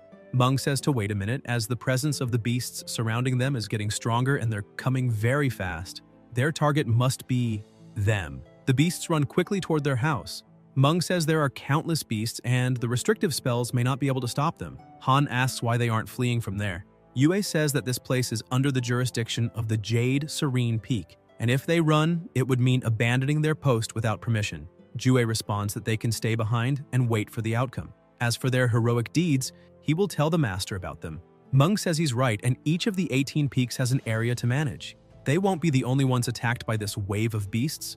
As long as they're alive, there's hope, and they need to move quickly, until the beasts rapidly approach, destroying everything around. Chang says that the pavilion was destroyed by the wave of beasts, and they aren't stopping. It seems they weren't the target. Meng says it seems like they were just crossing paths and wonders what the inferior cult is planning. The protagonist thinks there's a beast with a monstrous aura. The beast appears behind them. He quickly picks up his older sister in his arms and thinks it's a beast in the Golden Core realm. And that coward left them and fled alone. Chang, with tears in her eyes, says to look above them. There are 7 of them. The bird stares at them with terrifying eyes. Yue thinks they're done for. Han uses his triple shadow sword technique. This is a technique he received after rejecting the sect master's offer. Triple shadow sword technique, when the user's chi sword is materialized in shadows, and he can create a maximum of 3 swords with different spiritual chi. Each shadow sword will have a different spiritual chi. The swords are powerful and domineering. This technique can be activated continuously until the user runs out of spiritual energy. Jue releases his energy and uses the slash. Later, elsewhere, Chang is surprised, thinking how this is possible. That was a damn beast in the Golden Core realm. And if she hadn't seen it with her own eyes, she wouldn't have believed how amazing her younger brother is. A beast in the Golden Core realm, and 6 others at the peak of the Foundation Establishment realm, wiped out in an instant. And that cold expression, she still can't forget it and wonders if that was really the younger brother she knew. Moreover, he's handsome and strong. The protagonist says he's almost done. And today's collection was excellent. There are many valuable things in the beasts. He heard they can be exchanged for spirit stones and tells them to go ahead. Yue thinks to bring back the younger brother from a second ago. He asks if they are just going to leave like this. Han replies that yes, and that this incident can be considered a special circumstance. In the worst case, all he has to do is kneel and beg for the master's forgiveness. Chang says they should go together and still needs to complain to the master. The 7th older brother's conduct is unbelievable. In the teleportation formation of the Kingdom of 10,000 Demons, Meng says, thank goodness they are fine, until someone strikes him in the face. It was Yue, and she asks why those beasts didn't eliminate him. He apologizes. Jue tells her to take her time beating him. He will return to the inner sect to exchange the spirit stones first, and will meet with the master later. She says she will go with him. Meng asks why she's pulling him. In the general supplies, the protagonist thinks this is something he never thought about. He was worried that the number of spirit stones wouldn't be enough to fully cultivate Foundation Establishment, but it looks like he's in for some great days ahead. He wonders if they can earn all of this just by eliminating beasts. And to think they could be sold for 397 high-level spirit stones, and suddenly he feels like going back and hunting beasts. He could make a lot. Chang tells him not to even think about it, and that the Kingdom of 10,000 Demons is a small world created by the sect to nurture the beasts. Each beast inside is valuable. Under normal circumstances, disciples are prohibited from eliminating the beasts, and this time they won't be held responsible since it was an exception. Han thinks it's better to maintain discretion and cultivate as usual. He can earn spirit stones little by little since the amount he has now is enough for him to advance to the Golden Core realm. In the pavilion, a voice asks why the 3 have returned. Jue says that not only were there enraged beasts in the realm, but there was also evidence of the inferior cult. And this disciple really couldn't stay there anymore, so he came here to beg for her forgiveness and is willing to accept any punishment. The master asks if he is prohibited from cultivating for these 100 years. The protagonist looks shocked. Yue says this matter has nothing to do with the younger brother, and that time they were attacked by the beasts. But the 7th older brother abandoned them and fled. The fairy says that even though Meng didn't save the 2 of them, they were too weak and were slowing him down. and having one person return alive with information is better than 3 people being eliminated together. Chang is surprised and tries to say something, but Zhuan interrupts her and says that he didn't violate any rules, and all he did was protect himself, and the two can leave first. They agree, and Han wonders what she is planning, and he wonders if she wants to resolve this alone with him, and if she's suspicious of him again, and when she's going to let it go. The master says he has been cultivating for so long and asks what's the reason for such behavior. Hue wonders if she is asking about his ambitions. He says it's to attain his immortality. The fairy says that even if he continues cultivating in seclusion, it is impossible for him to achieve immortality without an opportunity. The protagonist says that this disciple understands and hopes to increase his cultivation and become powerful before seeking an opportunity, and thinks he doesn't understand. Only those without talent seek opportunities. Zhuan says she has arranged an opportunity for him. If he had succeeded in the realm, he could have become a core disciple, and unfortunately he gave it up. Above all, the cultivation technique he is using is unfathomable, and that makes her unable to assist him in his cultivation, and asks if he wants his own spiritual well in the dwelling cave, besides the thunder spiritual chi, also other types of spiritual chi. Han asks where it is. The master replies that it is near the Jade Serene Peak, but he can only receive it if he secures one of the top 3 positions in the inner sect evaluation. Zhu thinks about the inner sect evaluation, and it must be a fight, and that wouldn't be dangerous. She asks if he is afraid of fighting, saying it's not like he's going to lose his life. The protagonist asks if there will be participants in the Golden Core realm or above. The fairy asks if he thinks the Golden Core realm is as common as lettuce, and says that anyone reaching the Golden Core realm is either a core disciple, an elder, or a deacon. Han asks if that means all the participants are cultivators in the Foundation Establishment realm. She replies that that's exactly it. Zhu thanks her for the warning and says he will do his best to bring respect to the Jade Serene Peak, and thinks he thanks her in advance for the dwelling cave with the spiritual well. Zhuan thinks he's a damned brat that isn't easy to deal with. In the spiritual well, a voice asks if he is there, and says to hand over the spirit stones equivalent to 100 days of cultivation. The protagonist thinks that according to the master, there are still 8 years until the inner sect evaluation, and he needs to use this time to cultivate as much as possible. The chief says it's done. The seat is number 4444 in Area A. Han thinks he has to spend carefully. Even during his cultivation, he will train his wind spiritual base to perfection and save some spirit stones. The women watch him walk by and say that he is very handsome, and wonder if he could be the mysterious, beautiful disciple from the Jade Serene Peak. They've never seen anyone as handsome as him in the sect. Zhu thinks that these girls are vulgar. They don't even understand the joy of cultivation, and teleports next to the wind spiritual well. And elsewhere, as expected from the sect, they have all kinds of spiritual wells. The environment of the wind spiritual well is much better than the thunder spiritual well. He must ensure that all 6 of his spiritual bases reach the 9th level before the inner sect evaluation. Until the protagonist looks to the side, people gathered saying Zhou is certainly good, and asking if he didn't say he could surpass them in the inner sect evaluation. And why is he still at the 1st level of Foundation Establishment? And how does he expect to surpass them with his insignificant spiritual base? And if he's willing to kneel and beg for forgiveness, they might consider letting him go, as Sister Lu will soon get married and won't be able to protect him anymore. They ask why not take care of him right there. Han, eating watermelon and observing everything, thinks that as always problems arise where there are people. He will just focus on his cultivation. And the system seems a bit different. The system detects an innate providence and asks if he wants to investigate its origin. Meanwhile, the people are calling the boy trash. And the boy asks how dare they cause trouble near the spiritual well, and aren't they afraid of the disciplinary pavilion's punishment? And says that recently the cult has been acting, and trash like them keeps inciting internal disputes, and he has reasons to believe that they are all spies of the cult. He says they'd better be careful. Zhou was born in a mortal city. His spiritual bases were detected by the Pure Jade sect, and he was registered in the sect with his childhood love. There is a numinous treasure hidden deep within his soul, and the numinous treasure is severely injured because it's been protecting him. Jue realizes that this innate providence is a terrifying origin, and he could be a main character in a novel. And this experience seems very familiar, and wonders if the numinous treasure's surname could be Yao as well, and should use this chance to help him. The good part in his head says he's like the main character in a novel, and it will be easy from now on if he helps him. The bad part says there's no chance. Countless secondary characters are abandoned by the main character to progress. The protagonist thinks it's better to leave it alone. Cultivation is the most important thing, and Fan needs to trust fate. 8 years later, Han says he will stop his training here. The inner sect evaluation is about to begin, and he notices that his water and earth spiritual bases are at level 8. His fire, thunder, wind, and wood spiritual bases are at level 9, until he notices something to the side. It's Zhou with a disheartened expression and trembling hands. The girl in front of him says she's sorry and that he's a nice guy, and she walks away. Jue thinks that's why he's focusing only on his cultivation, because it causes fewer problems. Fan tells him to wait there, and recognizes him. The protagonist asks what he can do for him. Zhou introduces himself, saying he's heard many stories about him through Mo, and he said he'll be a great cultivator in the future and he always wanted to meet him. Han thinks, look at what brother Mo did, and judging by his posture, he's going to use the old method from wuxia novels. Fan kneels and says he heard that he's popular with the girls, and asks him to tell him how to win the love of his life. Jue is confused, thinking he really thought he would start a fight.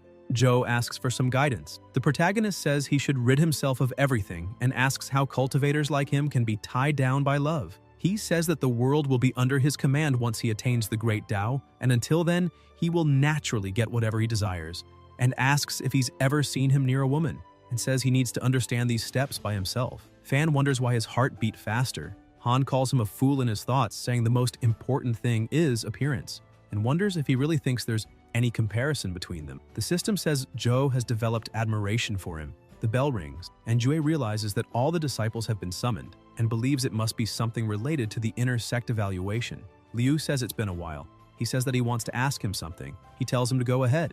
Sangxin asks if by any chance he knows a girl named Xing Hongshuan. The protagonist looks surprised and wonders how he knows. He says he doesn't know and asks why he's asking. Liu says that for the past years he has been hiding in the kingdom of 10,000 demons with the sect master to repel the cult. The reason they haven't had any casualties is due to information provided by a traitor from the cult. This is also why the master had intended to leave the sect and hide in the kingdom to ambush the demonic cult. Han says he has great luck as expected of him. Sanshin says that the demonic cult traitor is Xing, who when she was young, was forced to swallow a poisoned pill and threatened to become a spy in the Pure Jade sect. She always hated the demonic cult and even tried to find an antidote with one of the alchemists from the outer sect. Jue says that she did an excellent job, and she was able to distinguish right from wrong and chose the right path. Liu says that after that, she received refuge from the sect master due to her contribution, and the sect master even made an exception and accepted her as an inner sect disciple. The protagonist says that she's amazing, and she has such strong morals. She is an inspiration for their generation. Sanshin says that Xing is currently in the main peak and is cultivating under the guidance of the sect master's younger sister, the Taoist. Earlier, when he met Miss Xing, she asked him to look for someone named Han, a servant of one of the alchemists from the outer sect, and coincidentally, one of the disciples of the Jade Serene Peak is also named Han, and he asks if this isn't a great coincidence. The protagonist thinks that, damn it, she ruined everything. He says that's right, since that's who she was looking for and he didn't have a choice that time. Liu says not to worry as he understands, and he just didn't expect him to have such exceptional talent. He's very lucky to see up close that he chose the Jade Serene Peak over other, even better peaks, and they'll try to provide him with the best resources. Han thinks he suddenly feels guilty and never imagined she had such a hard life and even planned against her before. He doesn't deserve her acceptance. Since she cares so much about him, he can only wish she doesn't have to suffer anymore in the future. Elsewhere, the master says that the inner sect evaluation is about to begin. Each peak needs to send at least 10 disciples to participate and asks if anyone is willing to represent the peak. The disciples start shouting, asking to be allowed to go. Jue notices everyone is excited and asks if there's some kind of reward for this evaluation. Meng replies that there is a great reward. In addition to inheriting the Jade Flow technique, there's even a reward of 500 high-level spirit stones and an ice spirit. The protagonist wonders if that's all, and they didn't mention anything about an inborn cave dwelling, and if this is some sort of special reward from the master. He thinks that since everyone is so excited, he'll blend in with them so they don't think he's unsociable, until a voice says to leave him the first seat and asks if anyone else is there. Another voice asks if the rain is going to fall from the bottom to the top since he's really participating. Han says it's not that, and that this doesn't count as raising his hand, it was just a symbol to demonstrate his support. The master says it doesn't matter, and the first seat doesn't carry much responsibility. She's just counting on him. She then says the list is finalized and he can stay there while the rest is dismissed. The disciples start leaving and comment that the master asks the younger brother to stay there alone and ask if she's going to give him some special guidance. And they say he can do whatever he wants as long as he has talent, and to stop looking back and hurry up before the master gets angry. After the people leave, the fairy says that his cultivation has increased again, and she underestimated him. Even with 3 spiritual bases, the speed of his cultivation is still the best in the pure Jade sect. Ju says it's all thanks to her guidance, and she's incredible. Zhuan says she doesn't remember having taught him anything, and his cultivation and sword techniques are excellent, but they aren't techniques from the pure Jade sect. She has been observing him and thinks he must have had another master before, and has been cultivating diligently ever since he joined the sect and has no intention of causing harm to this sect. Furthermore, someone testified that he was from the outer sect, meaning he must have seized an opportunity when he was young. It's okay, everyone finds opportunities in life and I won't investigate further. I just discussed all these matters to inform you about this, and you don't need to worry about the internal sect evaluation this time. No one will put you in a complicated situation because of the past. He thanks her for the consideration. The master says that to avoid unnecessary problems from now on, he will be her personal disciple. The protagonist wonders about being a personal disciple. He opens the status window. The status in the pure Jade sect increased, and he became the personal disciple of an elder and will obtain a magical manual, the 9 Dragons Demon Expulsion Seal, and is congratulated for obtaining the 9 Dragons Demon Expulsion Seal. Han thanks her and says that she may have tens, hundreds, and thousands of years of life. The fairy smiles and hands over the personal disciple's item, saying that it will keep him safe and that he may leave now, until Jue inherits the 9 Dragons Demon Expulsion Seal. This third magic he learned is similar to a palm technique that can be conjured with the hand, producing various effects when infused with different types of spiritual energy, and he finds it interesting. He thinks that now he has another trump card. The only problem is that he's not efficient with it yet. Adding the triple shadow sword technique, there shouldn't be a problem being passive until someone attacks him first. And even though the master said there are no restrictions on the techniques used during the battle and these 2 abilities are very destructive, he needs to avoid using them if possible. When considering everything, he realizes he has no other abilities to use. Chang calls him, saying the internal sect evaluation is approaching and asks how confident he is. He says good morning to her and asks how she got in. Yue answers that it's a secret and asks if this isn't the first time he's participating in the internal sect evaluation and to follow her. The master is worried that he doesn't know the rules, so she specifically asked her to explain them. And all 18 peaks have built an arena, and he should know about it. The disciples from each peak will participate in duels in a knockout tournament until the top 10 are chosen. After that, they will compete in the internal sect city where the whole sect will watch them. She says he may look there for tomorrow's evaluation and will fight on the TN peak. The protagonist asks if before the top 10 fight, there won't be a lot of people watching him. She replies, that's right. Chang asks if he aims for the top 3 and says he can definitely achieve it with strength. He replies that he will try his best. Yue says she prefers to report to the master and to give his best in the evaluation. Han thanks her and says for her to be careful on the way back, and wonders if this is not good, thinking he could even fight discreetly and really doesn't want to attract attention. Until Xing approaches, calling him husband. Jue, irritated, says she shouldn't speak nonsense. She laughs and asks if she didn't make a promise to him when they were at the outer sect and says she never imagined they would meet here. It must be fate. The protagonist says that at that time he had no choice, and if he had rejected her, he fears she would have eliminated him. The redhead says not to worry, as she's taking it very seriously, and that at that time he didn't betray her, and if it weren't for him, she wouldn't be well at this moment. And she heard from others that he is at the 9th level of the Foundation Establishment realm, and asks if it's true. Han replies that to be precise, he is almost at the 9th level, and with the evaluation approaching, he doesn't have enough time to cultivate. Xing puts her hand between her breasts and says she just happens to have a pill suitable for a cultivator in the Foundation Establishment realm to increase his cultivation, and she'll take a look. She takes out an item and says it's the pure jade pill, and she really doesn't want to use it so he can take it since it's suitable for him. Jue says he thinks it's better to keep it and use it himself. The redhead says not to worry as she can get this pill regularly. The protagonist takes the pill and says that this is not the problem, and that he is currently cultivating with the Taoist. Master Jiangshu is a good person, so there's no need to worry. Xing calls him husband and says he needs to work hard in the internal sect evaluation. Back then, she didn't know her husband was a prodigy, and her aptitude is average, but if there's anything she can help with, she'll try her best. Han opens his eyes wide, and when he's about to say something, she disappears, and he is left with the item, thinking this is a coincidence. Elsewhere, someone calls the disciple.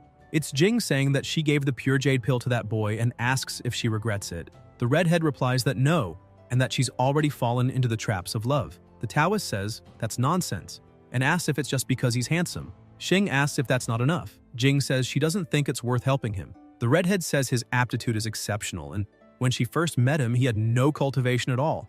But she heard from the sect master that now he is at the 9th level of the Foundation Establishment realm. Jing says it's strange and says he has so much talent and asks how she's never heard anything about him all these years. Xing replies that the sect master said he is very discreet and has been busy cultivating in isolation, and the master even tried to give him an opportunity, but he rejected it, saying he's afraid of the end.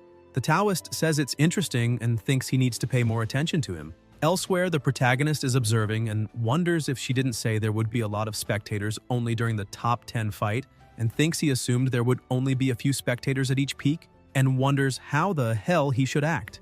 The system shows that the internal sect evaluation of the Pure Jade sect is about to begin, and there are the following choices. Win in the most indiscreet way, shock the sect and receive 1,000 spiritual stones. Maintain discretion and check the top 3 and try to hold back as much as possible, and he may obtain a mysterious treasure. Han says the second option, he knew before that a numinous treasure is far superior to any common treasure. It came at a good time since no numinous treasure. Maybe the heavens are helping him and he will choose it. And speaking of that, it seems there's an option to maintain discretion in every mission. It must be related to the choices he made initially. He thinks the system knows exactly what he wants and prefers to live a long life rather than being in the spotlight. So he will remain discreet until he becomes invincible.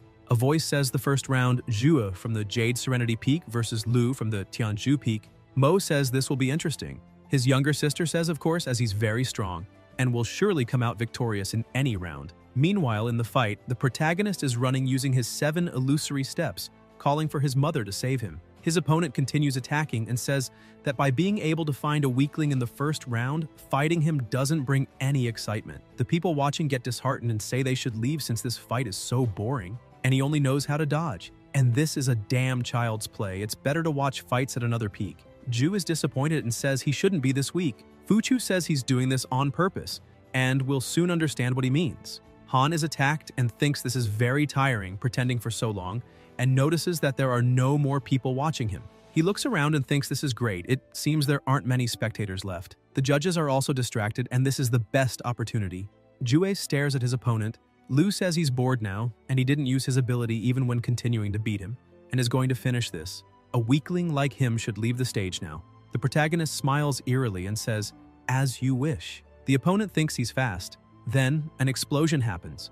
The judges wake up and ask if the battle is over. Lu is gravely injured, lying on the ground, unable to get up. The announcer says the winner of this round is Han from the Jade Serenity Peak. He thanks for the competition. Mo asks why he didn't just win right away. Jue says he just managed to find his weakness. Elsewhere, a voice says the few rounds he fought were all the same. There weren't many people watching, even the judges fled, and they can't understand that prodigy. Ju says she has the feeling he's avoiding her. Her older brother replies that his intentions are very obvious. And brother Han is an ascetic. He doesn't want his cultivation to be hindered by love. She asks if there will be any meaning in life if he keeps cultivating like this. Fuchu answers that everyone seeks different goals and what he seeks is immortality. The girl says she feels that both of them are the same type of person. Mo tells her not to exaggerate, as he himself has no chance against him. Later, elsewhere, the protagonist has defeated opponents after many spectators left the battle, however. The top 10 fight approaching will make it hard to continue hiding his abilities in front of so many people. It's worth mentioning that unbelievably, that cultivator, Zhu, also managed to get into the top 10. The priority now is to strengthen himself in case something unexpected happens. Han looks at the plants and finds it strange that the leaves aren't swaying. He also doesn't feel any breeze, and wonders where this wind sound is coming from, and if he's being haunted. Jue observes a mist and uses the 9 Dragons Demon Expulsion Seal. A creature attacks him, and the protagonist thinks the remains are still lingering there. He dodges and asks why the demon doesn't give up. An explosion happens. Strikes are exchanged until a voice says to wait and stop. Han wonders if it has intellect, as it's another reason to get rid of it. Evil spirit, disappear. The elder asks if he didn't tell him to stop hitting him, as he is the great elder of the Pure Jade sect, and asks why the Jade Serenity Peak has a barbarian like him who doesn't know how to respect the elders. Ju wonders about the great elder. The old man says he just happened to be passing by and asked what his problem is and why he keeps launching abilities in his direction, and that there's no law or justice left in this world. The protagonist asks why he's moving around in such a frightening manner in the middle of the night.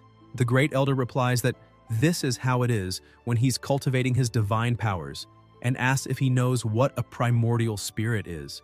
He wonders about that insane spell from earlier and thinks it nearly extinguished his spirit, and that he wouldn't have been able to withstand it even with his true body, and wonders if every disciple of the internal sect is this strong nowadays. Han says he needs to tell his master about this, and he might end up eliminating a disciple like himself out of shock if he keeps doing this.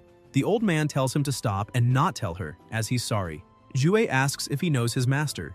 The old man says that actually his master is his disciple, just like the current leader of the sect. The protagonist says that in that case, he'll pretend nothing happened tonight. The great elder says his foundations seem impressive and asks if he wants to inherit his legacy. Han asks about the legacy. The old man replies that it's the golden body of the celestial constellation and asks if he wants to learn it, saying that in all of the pure jade sect, only the sect leader and he know how to do it.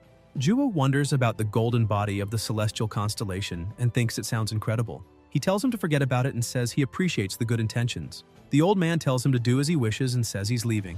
The protagonist thinks he almost eliminated him earlier, and there's no chance this old man is acting this benevolent. He's sure they're planning something. He explains to his master what happened and asks what she thinks. The fairy says that the old man is being reckless again and not to worry, as she'll speak with him tomorrow. If he dares show up again, she will deal with him herself. Han thanks her, and she says he can return now and to remember to rest early. Jue asks if this golden body of the celestial constellation technique is powerful, and says that the old man was hoping to teach him the technique. Zhuan answers that it's definitely powerful. It's said to be the most powerful technique in all of the pure jade sect, but before cultivating it, it's necessary to cut one of his foundations. The protagonist asks which foundation. She replies that it's the thing that makes him a man. Han thinks that, as expected, the old man didn't have good intentions, and that means that the sect leader and the great elder are... The master says he must keep this a secret.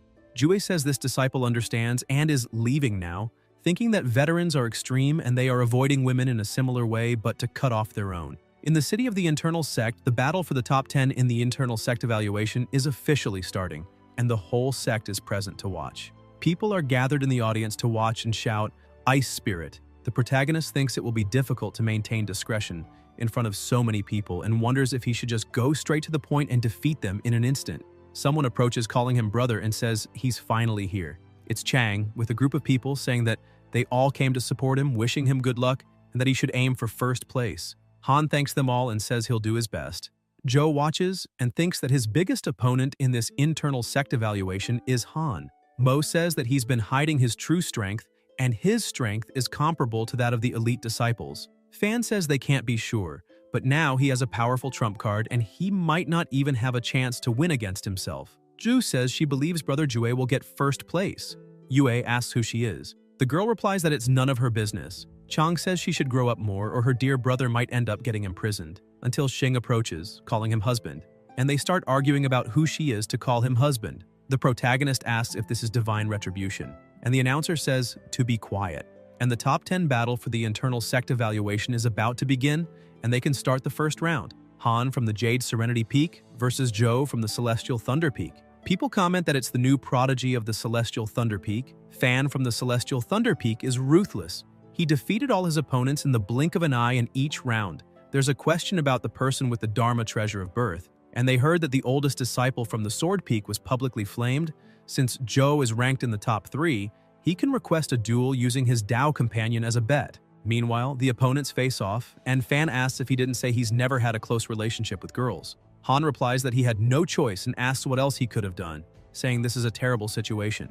Zhou says he doesn't care, and that this time he has to give his best, releasing a large amount of energy and saying he needs to do his best, and not to be shy, as he'll let him take the first strike. Jue says if he said so. The announcer tells them to go to their positions. The protagonist begins to release his power and says he's going to bet everything on this attack and it's better to prepare. Fan thinks he should have an advantage since he has the Dharma treasure of birth and wonders why he feels uncomfortable and hopes he won't end up like that person said.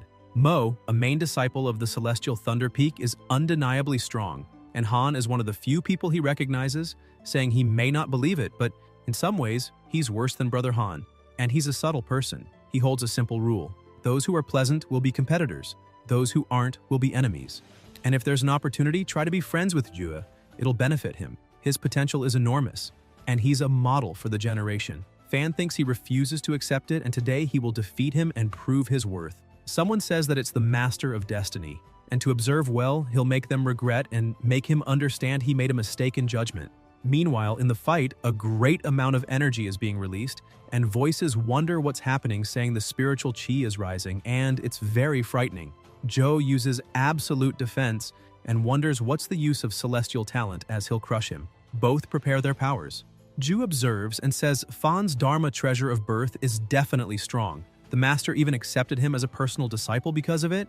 It could be a big challenge for Brother Han to win. Chang says he still has a long way to go compared to Jue. Just by looking, she realizes she doesn't know anything about him. The girl tells her to shut up. Then everyone looks shocked and asks what happened and if the fight is over. Joe is gravely injured, thrown far away, crashing to the ground with a huge impact. The announcer says the winner of this round is Han from the Jade Serenity Peak. The second round will start in a few moments and asks what happened, if it ended so quickly, and if this is all Joe has to offer. He was so arrogant to let him make the first move, and Jue is so strong he defeated the opponent in one strike. Yue asks if she didn't say her brother is very strong. Fan is being treated by medics, thinking he lost and was defeated, and it seems like Han took it easy on him. Then, still in the same place, the announcer says, the top 5 has been decided, and they will draw the participants who will advance to the top 3 and won't fight in the next round. The remaining 4 will fight among themselves. The person who draws the red color won't fight in the next round. And Han from the Jade Serenity Peak goes straight to the top 3. The protagonist thinks his high-level luck is incredible, and the master said that the top 3 will receive a personal innate dwelling cave. And now that he skipped the next round and went straight to the top 3, it means after being chosen to skip the next round, the remaining 4 participated in the semifinal. However, neither of the 2 matches were great. People watched, confused, asking why none of them are moving, saying watching spiritual cultivator fights is very boring.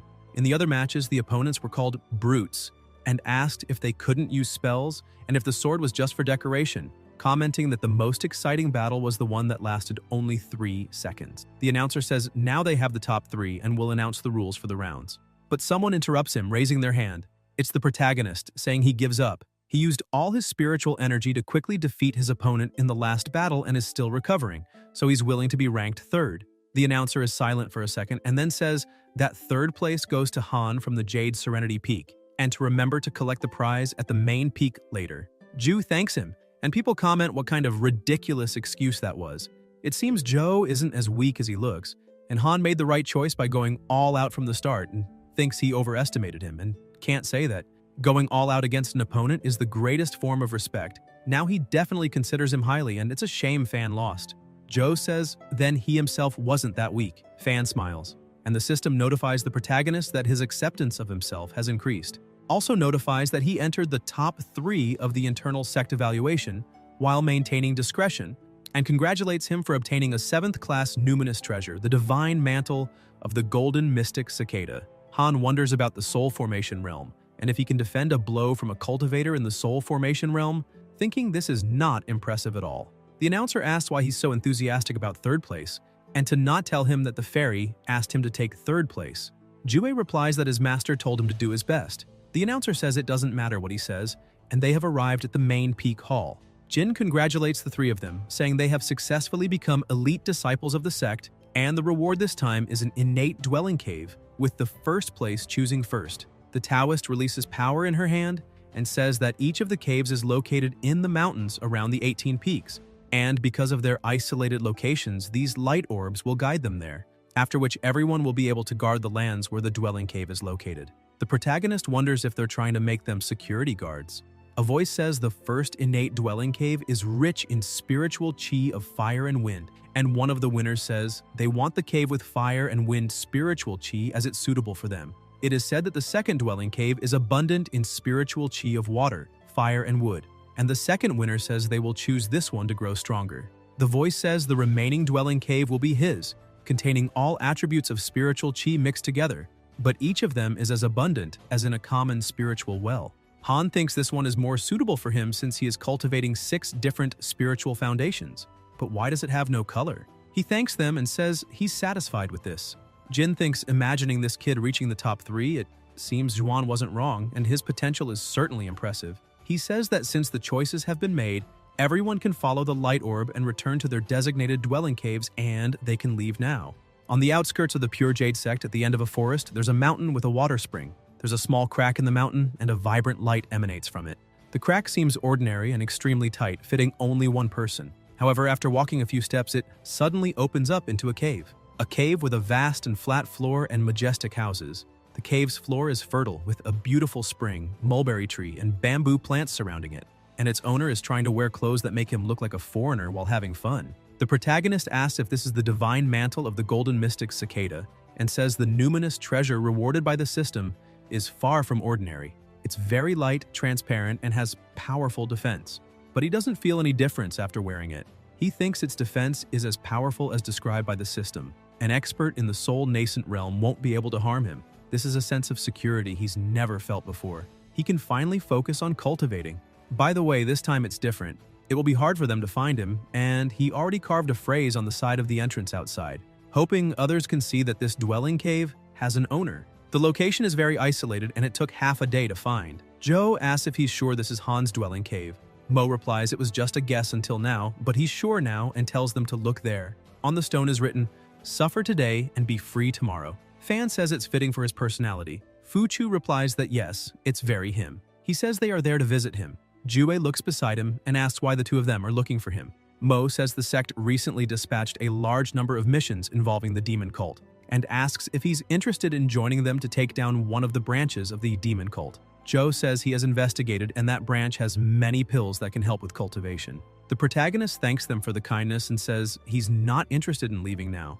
He needs to enter seclusion to make a breakthrough, and will pray that the journey will be successful. Fan asks about entering seclusion to make a breakthrough, and if he's going to break into the Golden Core realm. Han replies that's right, no other issues, he's going back into his isolated training. Someone puts a hand on his shoulder saying to wait. It's Fuchu, saying that it will be difficult to make a breakthrough into the Golden Core realm. The divine tribulation this time will be more terrifying than the one in the Foundation establishment realm. And if he joins the mission with them, and they find tribulation transcendence pills, he'll let him keep them. And he thinks that as expected, if he wants to persuade him, he needs to talk about cultivation-related matters. Cultivating doesn't just require opportunities, but also facilitators.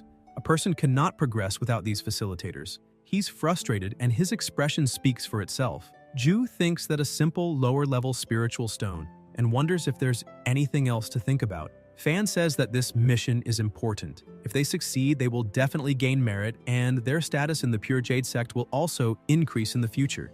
And they will be able to leave their names in the cultivation world. The protagonist apologizes and says that he's not interested in fame or fortune, and if the Pure Jade sect faces problems in the future, he will definitely risk his life defending the sect even if it costs him his life. But at this moment, he just wants to cultivate in peace. Elsewhere, someone says they really don't understand these prodigies. Joe says he might be strong, but asks if he isn't very cowardly. Mo replies that it's true, and you can't stay secluded your entire life cultivating. And if you want to cultivate, you must fight for opportunities. And he's sure they'll come to their senses sooner or later. Fan says that unless he doesn't want the resources, it'll be hard for him to earn resources if he continues cultivating in isolation. And he thinks it doesn't matter. Once he gets elixirs, he might even be able to surpass him. And to wait for him, because he will show that he's no worse than him. Until then, the one who has nothing will regret it. Meanwhile, Han receives a reward for rejecting an invitation, the Belt of the Small Universe, which has a large alternative space and can be used with a ring or storage pouch. The belt is elastic and cannot be easily destroyed. 2 years later, Jue has his acquired belt, thinking that all 6 of his spiritual foundations have reached perfection, and now he can advance to the Golden Core realm, and he cannot be reckless, as only 2 or 3 out of 10 Foundation establishment cultivators can successfully advance. The protagonist is cultivating his energy, and the sky is dark. Han, with his eyes closed, thinks that apparently the Golden Core realm divine tribulation provokes the inner demons of the person. And if he fails, he will be taken by the divine tribulation or will go mad because of the inner demon. A creature asks what he desires, and if it's fame, fortune, or women, saying that he's strong enough and can stop hiding and show the world his strength, and that he will devote himself to asking the terrified for benevolence, or will subjugate all beings and reign for ages, and to choose his, and asks if he desires anything else. Jue asks if that's all coming from the inner demon, and if there are no other options to offer, still challenging it to spread his name, saying that it's terrible at choosing targets, and the inner demon is eliminated, and now he can go all out and make the breakthrough. The protagonist opens his eyes, looks at the sky, and says, "Speaking of the devil," lightning strikes from the sky, He activates the 6 paths of reincarnation and the divine mantle of the golden mystic cicada. A great light is emitted. 7 days later, a notification from the system appears, congratulating him for advancing to the Golden Core realm, and for obtaining an unmatched magic sword, the Keelan sword, a sword made from the bones of a Keelan, containing a Kylan soul and possessing the effect of exorcising evil, with the mystical power and the inheritance function of the 6 paths absorption technique had its seal removed. Han is excited and says that his life expectancy has increased again, and this is incredible. And he'll set a small goal, making a breakthrough to the soul nascent realm by the age of 100. And if he passes 100 years, he'll consider it a loss. And now he will take a look at his relationships before continuing to cultivate, until he opens his eyes wide and asks if the demon cult has attacked this many times, and says he thinks he's not safe even staying in the Pure Jade sect, and wonders if the demon cult has already attacked the Pure Jade sect and wonders how his master is doing. Better go and show her that he's fine. Jue observes and looks at the smoke below and reports of many injured disciples from the outer sect have reached the inner sect. Those with light wounds will remain outside and wait, and they will bring the severely wounded to the hall for treatment. Those who are recovering should try to gather in the northwest wing. The disciples are very discouraged. The protagonist observes, and Chang recognizes him and calls out, saying that he finally decided to return and the master asked him to meet her. Han goes to her room and greets her, saying that after the internal sect evaluation ended, this disciple rushed to cultivate and forgot to greet her and asks to be punished. The fairy asks if he still remembered to return and says she thought he had betrayed the sect. Ju tries to say something, but Zhuan interrupts him and says that the Pure Jade sect is about to face a disaster never seen before, and she will give him a chance. And he may abandon the Pure Jade sect. The protagonist asks about leaving the Pure Jade sect, wondering if this is a joke and if the sect is in trouble, and if he should choose the first option. The system gives him 2 choices. The first is to leave the sect and wander the world of self-cultivation, obtaining a vial of collection pills, or stay in the sect until its destruction, or until the demon cult stops targeting the Pure Jade sect, obtaining a magical tool and a magic book. Han asks about her. The master replies that she will live and be finished along with the Pure Jade sect. Jewis says that if this is the case, this disciple will live and be finished along with her. The fairy asks if he isn't afraid of losing his life. The protagonist wonders about fear, thinking that of course he is, but he has the divine mantle. The system notifies that Zhuan's acceptance of him has increased. Han wonders about 3 stars, and if she can't become his Dao companion with 1 more star. He thinks to let it go, as it's too annoying and goes against his original plan, and says that everyone will lose their life eventually. Life is precious, but it depends on her whether it will be filled with achievements or mediocrity, and he himself seeks longevity, but doesn't want to abandon her. He thinks that unless he faces a relentless opponent, he will definitely save his life first. The master says she didn't teach him anything and doesn't need to do that. Yue says no, and that even though she didn't teach him, his gratitude is deep, and she has presented him with opportunities many times. She also helped him resolve some potential problems, which he's grateful for, and he thinks that, to be honest, after being reborn and living for almost 60 years, she was the one who treated him best in this world and never blamed him or caused problems. And for such a good master, he wishes her the best. The fairy says, as expected of him, but things haven't gotten too bad yet, and he was considerate. Yue says that in fact, the master knew he had an extreme fear of the end, so she asked him to leave first. Zhuan asks if he's had any difficulties in cultivation lately, and says that he can cultivate with her just like his older sister, thinking that now, on second thought, she never taught him anything. It must have been difficult for him to cultivate alone. The protagonist says he doesn't need to worry. The master thinks about how he dares to refuse her guidance, and says he can leave now. He replies that he's leaving. The master tells Yue they need to get there first. She responds that it's fine. The fairy says to help her brother according to his plan, and everything is in the storage pouch. Chang responds that she understands. In Han's cave, he asks why his older sister is there and wonders why his older sister is invading his personal dwelling cave. Yue says the master asked her to place spiritual formations and plant spiritual herbs, and this is to increase the spiritual chi in his cave. The spiritual formation is made of red stone and needs to be infused with spiritual power to activate or deactivate it. This formation can also hide the entrance to the cave, and if someone tries to forcibly invade, they will be trapped in an illusion and unable to escape. The spiritual grass doesn't need care and will increase the aura surrounding it. He asks if this isn't too much, and Jue replies that he never thought he would have these things. Chang says that even if his cultivation isn't as good as hers, she is experienced in alchemy, talismans, spiritual formations, and exorcisms. The protagonist says that's incredible and thanks her a lot. His sister approaches and says that he doesn't need to thank her. Soon she will live with him and asks what he thinks. Han gets nervous and calls for her. Yue asks if he wants the chi from his cave. Jue stares at her and says about cultivation, and if that's all she knows, and to leave. 5 years later in the cave, the system is showing the Thunder Spiritual Foundation, third level of the Golden Core realm. The protagonist says that the sect master is having a hard time, and he heard from the master that he will frequently investigate the demon cult, and it's no wonder he keeps getting injured. The same thing happened with brother Mo and Joe, and luckily he didn't follow him. More system notifications arrive saying that an innate providence bearer has been detected and asks if he wants to check the origin. Han notices the innate providence and wonders if there's someone outside his dwelling cave. The system shows that it is Chen Santian and also displays his data. Jue realizes he is someone from the demon cult. Moreover, he is the oldest main disciple and wonders why he came to the Pure Jade sect, and if it weren't for the system, he wouldn't have noticed him, wondering if he came alone or if there is a large group hidden with him. He thinks that if he's alone, he'll have the advantage. Chen is in front of the cave reading the written phrase. He says it's ridiculous, and, as expected, everyone in the Pure Jade sect is a coward. Then he says to wait and asks why there's such an extensive writing there, in this jungle. He wonders if this is a dwelling cave and where the entrance is. The protagonist is hiding, saying that he dares to call him a coward, and says that he's eliminated, thinking that now that he's confirmed that he's alone, he should welcome him. Santian notices the intent to eliminate and lights are emitted. He widens his eyes. Han uses his triple shadow sword technique and attacks him. Chen wonders what kind of technique this is, one that can even drain spiritual chi. He thinks he can't retaliate. Santian is gravely injured and says to stop. Jue asks why he came to the Pure Jade sect. Chen replies that it's a misunderstanding and he was just passing through.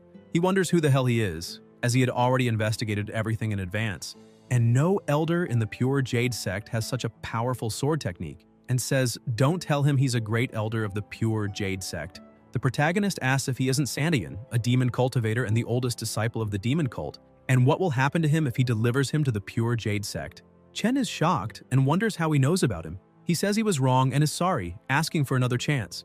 He thinks he's so young and handsome, and wonders if he's only at the 9th level of the Foundation Establishment realm, and wonders if he's the disciple of the elder. Han wonders if he should tie him up and hand him over to the sect, and maybe use him as a hostage if the master is captured in the future. Santian puts the sword to his neck and says to let him go or he'll eliminate his disciple.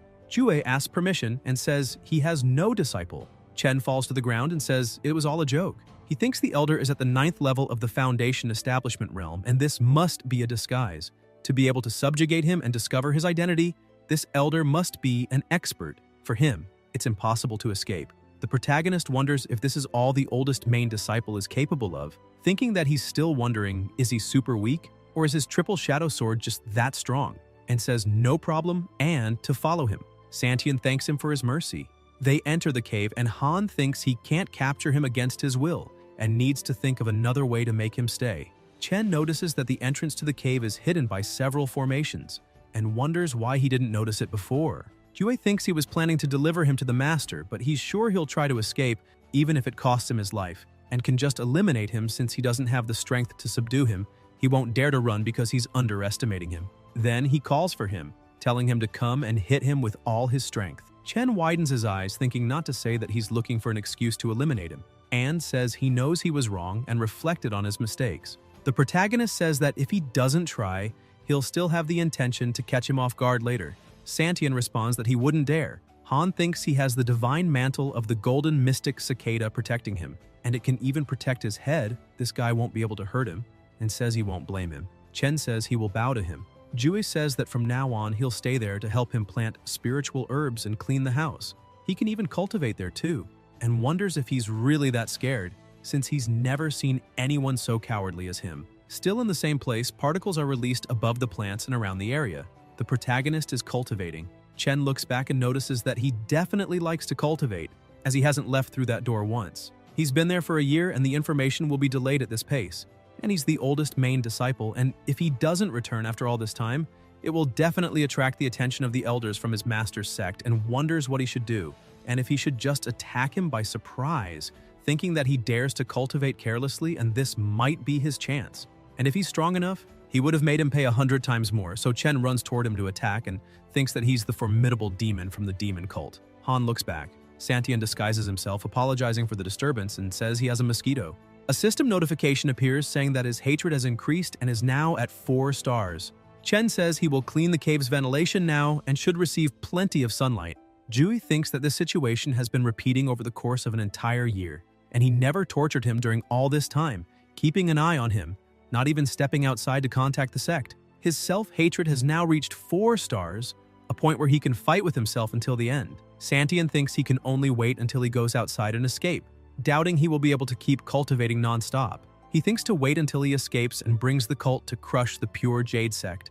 When the day comes, he will make him pay for the suffering he endured for an entire year. Then Chen widens his eyes. The protagonist uses his triple shadow sword technique grouped in a line and says he gave him enough chances but didn't like it.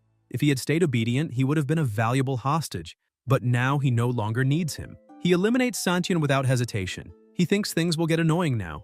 If he follows the path of stories from the countless novels he read in his past life, this person should have a way to contact his demon veteran allies, and the moment he lost his life, those veterans should have felt it, and now they will come to threaten him. If he eliminates the small, the big comes. Eliminate the big, the oldest comes. Eliminate the oldest, and an even greater one will descend from the heavens. Then energies begin to stir.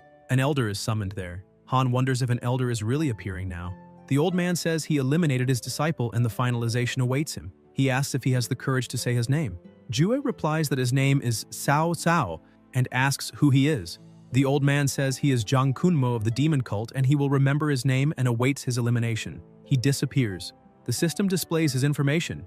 Zhang has developed immense hatred toward him, and the current hatred is at 5 stars.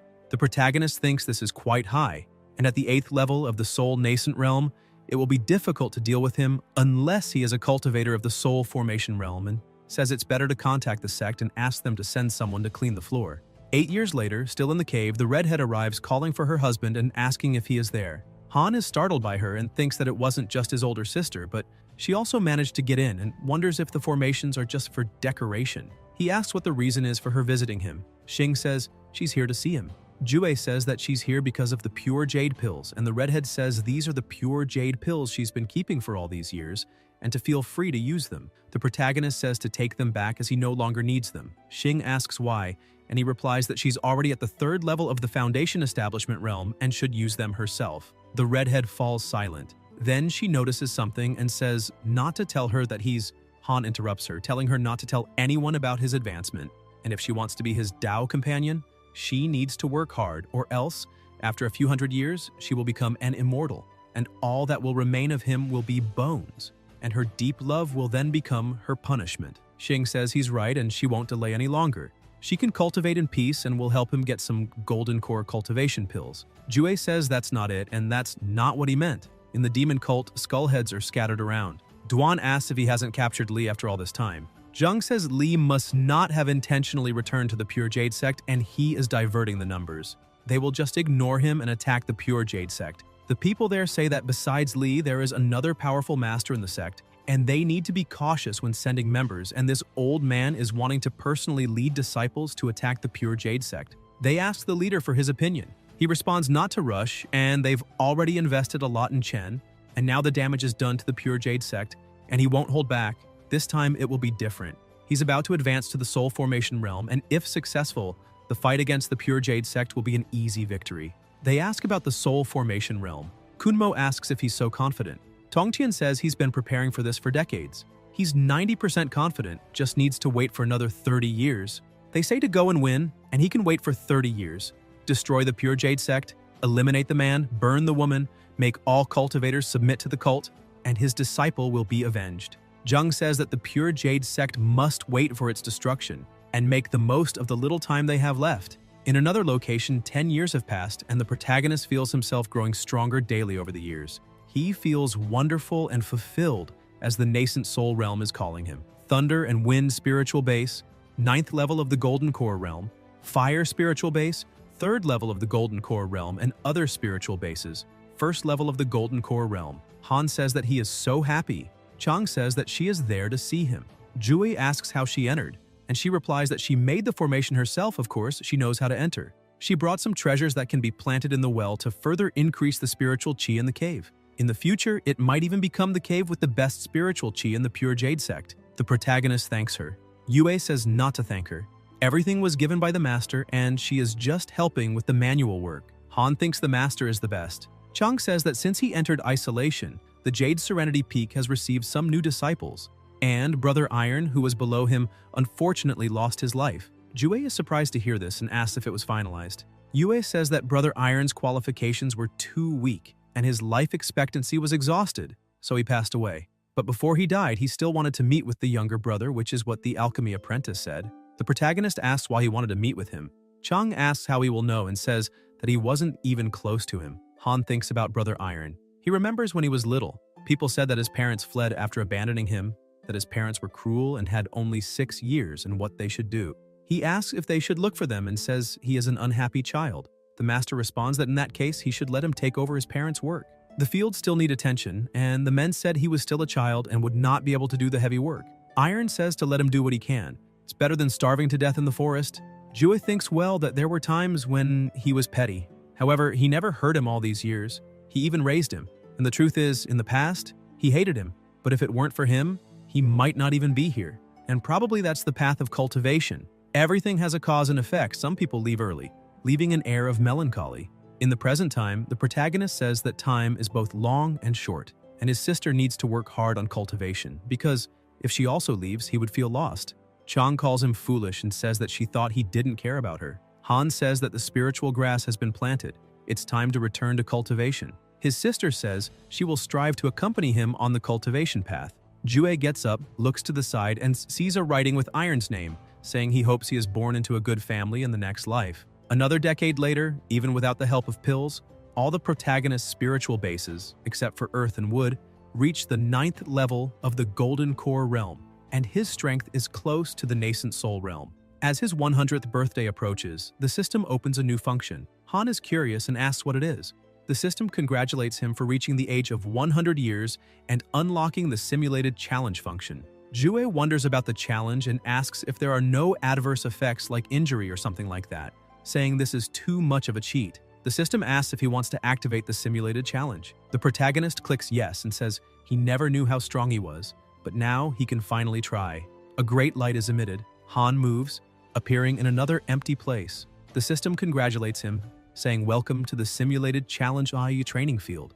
Jue thinks this feels like a dream and wonders if he is inside his consciousness. Soon, more notifications come in, saying that he can choose a character from the relationship tab to be his opponent. The protagonist says that fighting people on his side feels strange, but anyway, he will choose the strongest. He clicks on Li and the system notifies that he has selected Qingzi from the 8th level of the nascent soul realm. Han thinks they look exactly the same and greets the sectmaster. Li approaches to attack him quickly and Jue dodges, thinking that he is fast.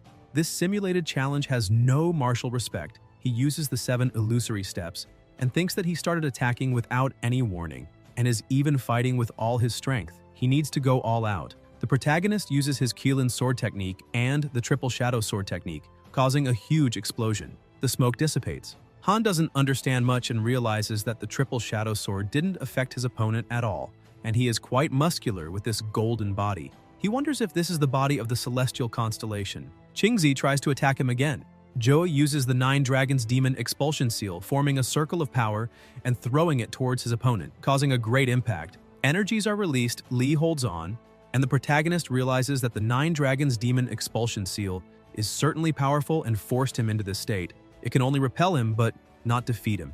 And he thinks that dealing with an 8th level nascent soul cultivator is still very difficult for him. The system asks if he wants to reduce the opponent's strength, showing the adjustable range from 8th level nascent soul to 1st level foundation establishment realm. Han says that this simulated challenge is getting more and more interesting.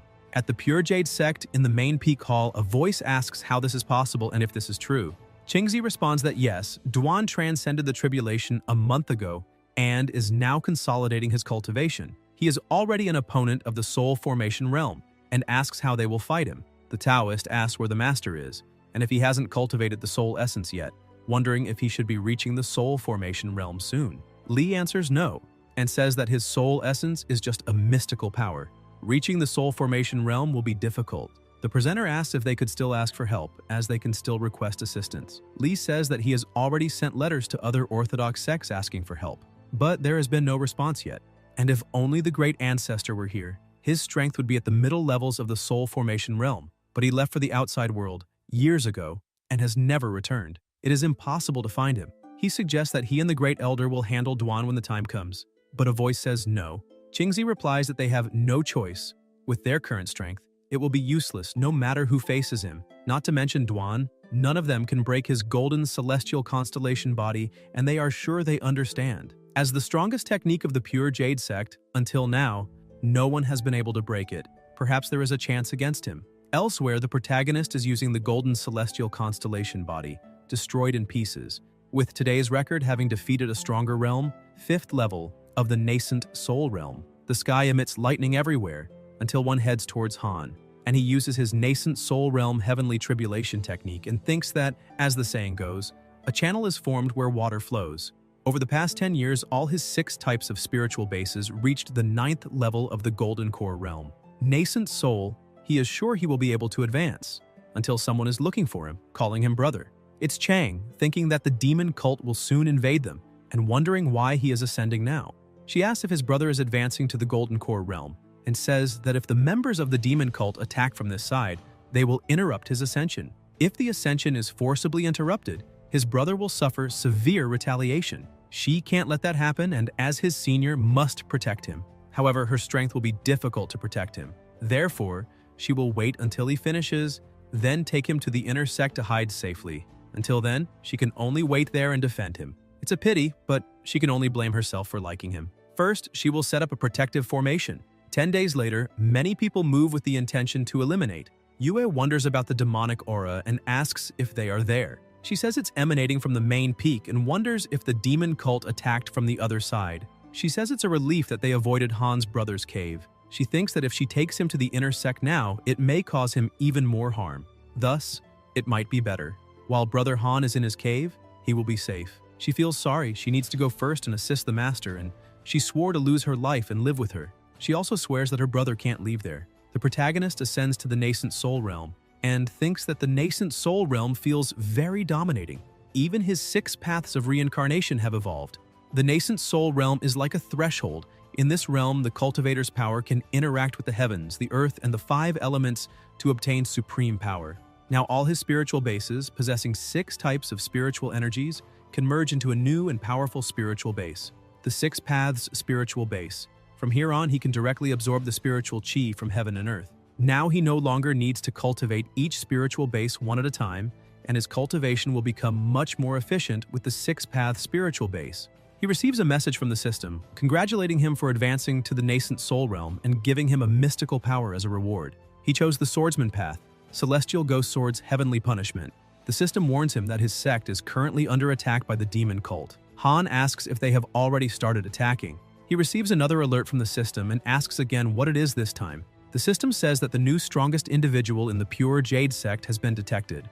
Duan, leader of the demon cult, 1st level of the soul formation realm, and asks if he wants to start the simulated challenge. Jue says about the soul formation realm cultivator and that no one in the sect can deal with him. He thinks he should stay calm since he defeated a nascent soul cultivator when he was only in the golden core realm, and now he might have a chance against the soul formation realm. The protagonist says he will try and presses yes, starting the challenge. After a while elsewhere, the smoke dissipates. The disciples are being attacked, and Zhang calls for Cao Cao to finalize things and asks why he isn't there. If he ran away and says it's as expected from the pure Jade sect, they are all trash. Kunmo looks to the side and says that the cultivation leader should finish things up there soon, shouting for all the disciples to hear his orders. Burn everything and eliminate everyone, loot everything. They respond that they understand. Zhang says that since he can't find Cao Cao, he will use other disciples from the pure Jade sect, offering them for the honor and soul of his disciple. Elsewhere, the challenge is over, lasting 1 minute. Han says Duan's name and asks if it was him. A great lightning bolt is emitted.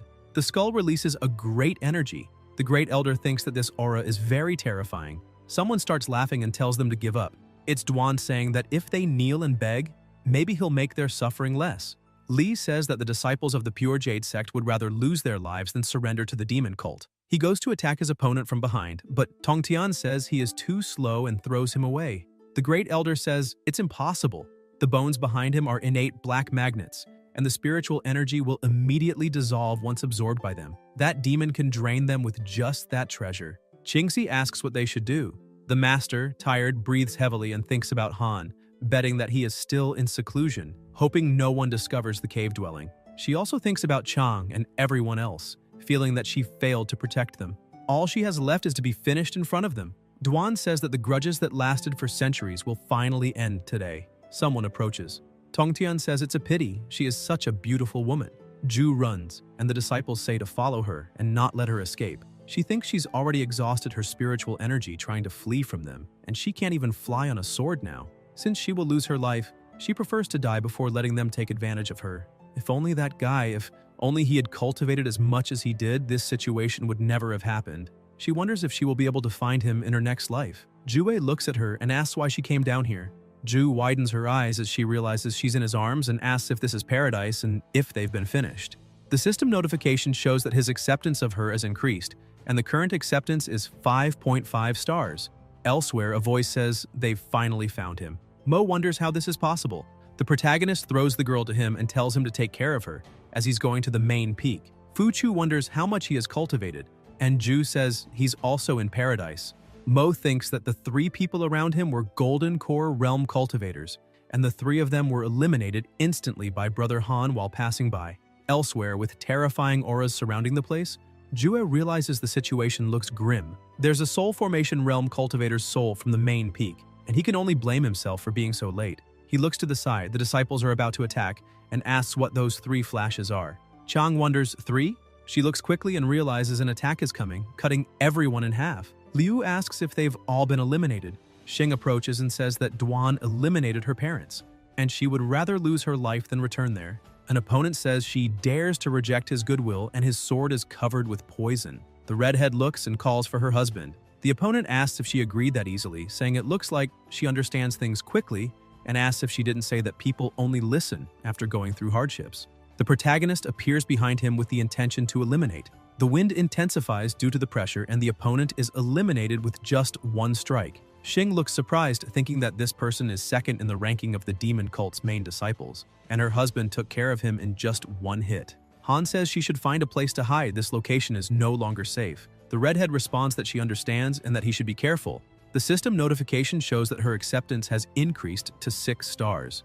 Jay thinks it's his damn charm and strength. Later, still in the same place, Duan asks if this is all the Pure Jade sect has to offer, saying that previously, all the cult did was use human corpses to cultivate poisonous insects, yet they were targeted by other sects for centuries just because of that. Now that he is a soul formation cultivator, he wants to see who dares stop him. The master is gravely injured.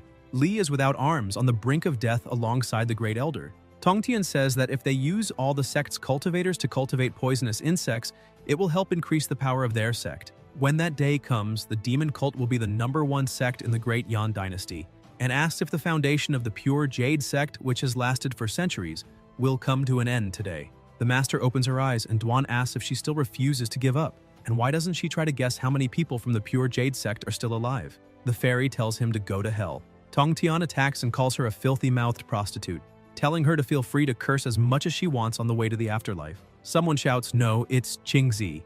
An enormous explosion occurs, but Zhuan is not hit because the protagonist used the illusory 7 steps to get her out of there, and asks if she's alright.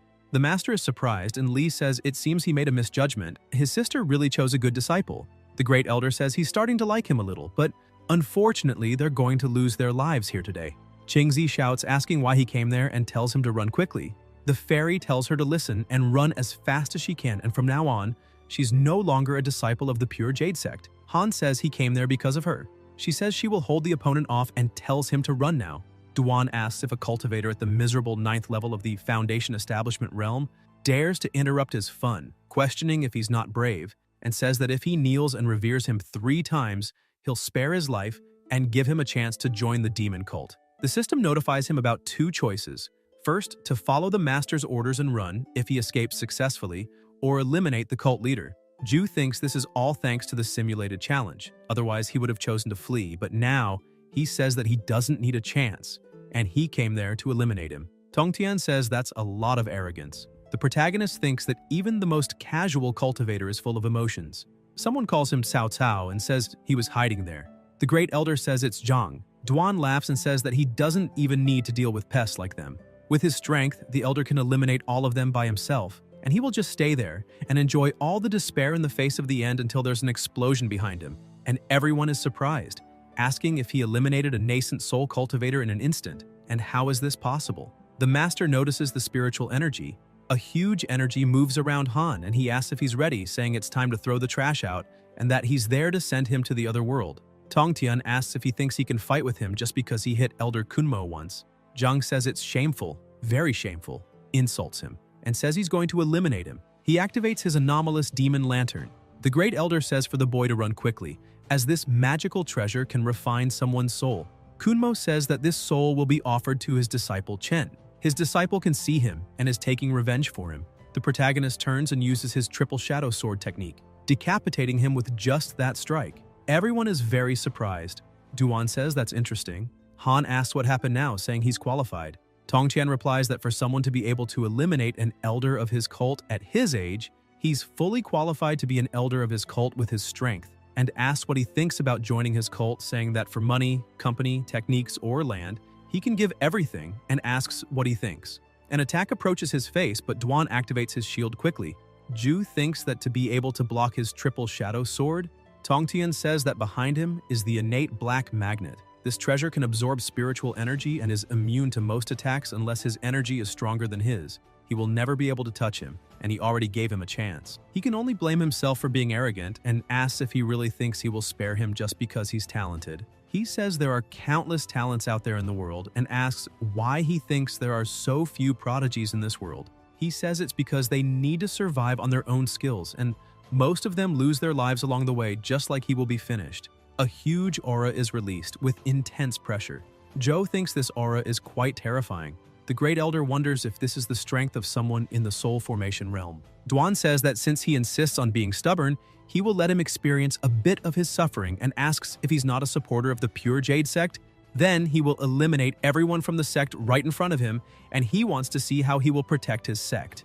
The protagonist says that he is noisy and asks if it's over, Jessica, and what he means is if there are any last words. Tongtian asks about last words and says it's better to keep that to himself. He feels a strange sensation and wonders what's happening, as if he's trapped in something, wondering why he doesn't feel anything and if his body can't move, and what kind of bizarre technique this is. Han uses the celestial punishment of the Ghost Divine Sword. A great light is emitted. The Master wants to know how this is possible, and the others say that Duan is gone. A nascent soul cultivator eliminated a soul formation cultivator. The Great Elder thinks that he isn't surprised and that it wasn't the fault of the mystical power last time, but rather that this brat is incredibly strong. A talent that defies the gods. The Pure Jade sect must keep this person. Zhu thinks that the problem still needs to be resolved, as only his body was destroyed, since his 6 paths of absorption technique can still feel an essence of the soul trying to escape, meaning he still has a chance to restore his body and can avoid this threat.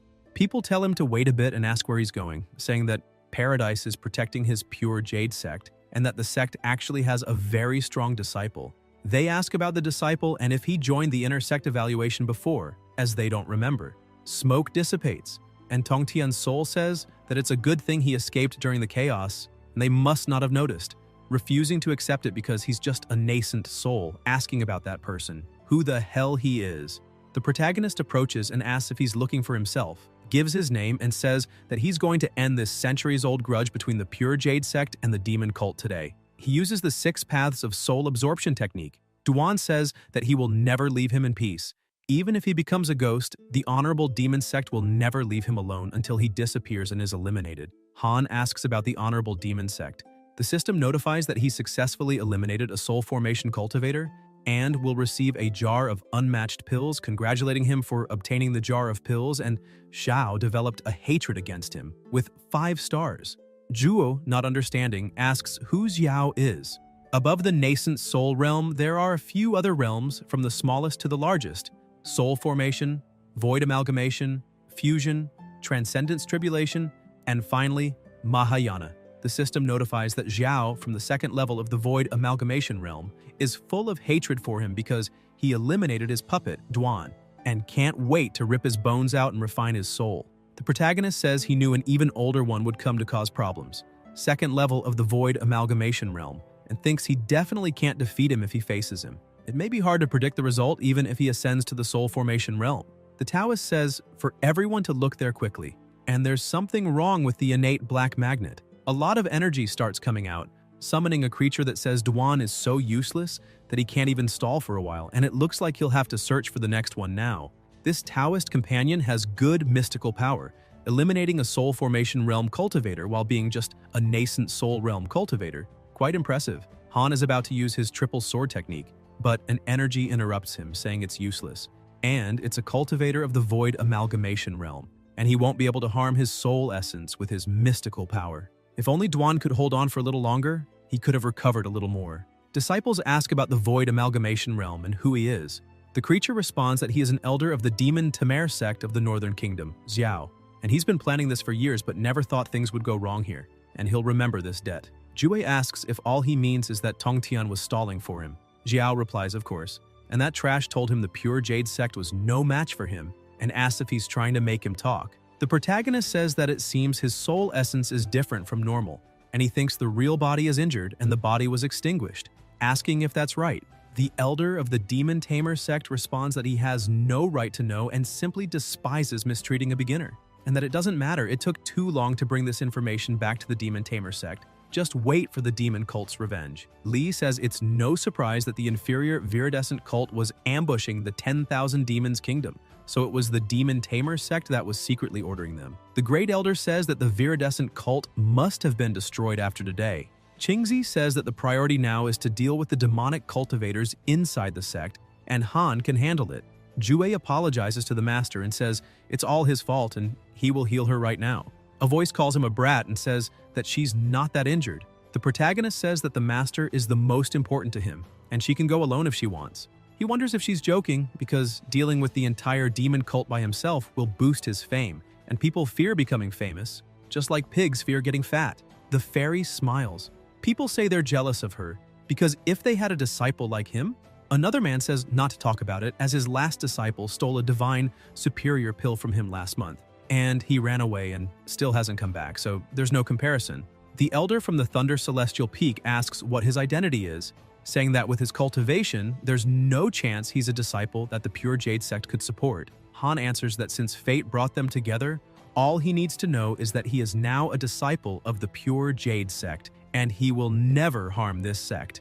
Voices tell the Thunder Elder that he shouldn't have asked such a thing and ask who in the world doesn't have their secrets, saying that if the question makes him leave, they will eliminate him. The disciples from the demon cult search for the cult leader and say they can't sense his aura anymore and they think they saw Kunmo's corpse, wondering how this is possible. Li says to eliminate them quickly and he'll make him the next sect master when it's over. Jin says he just healed his arm and tells him not to overexert himself. Qingzi says that first, they need to heal the master until he stops and says that the leader of the demon cult is eliminated. Every disciple of the Pure Jade sect hear his command and eliminate all the demonic cultivators.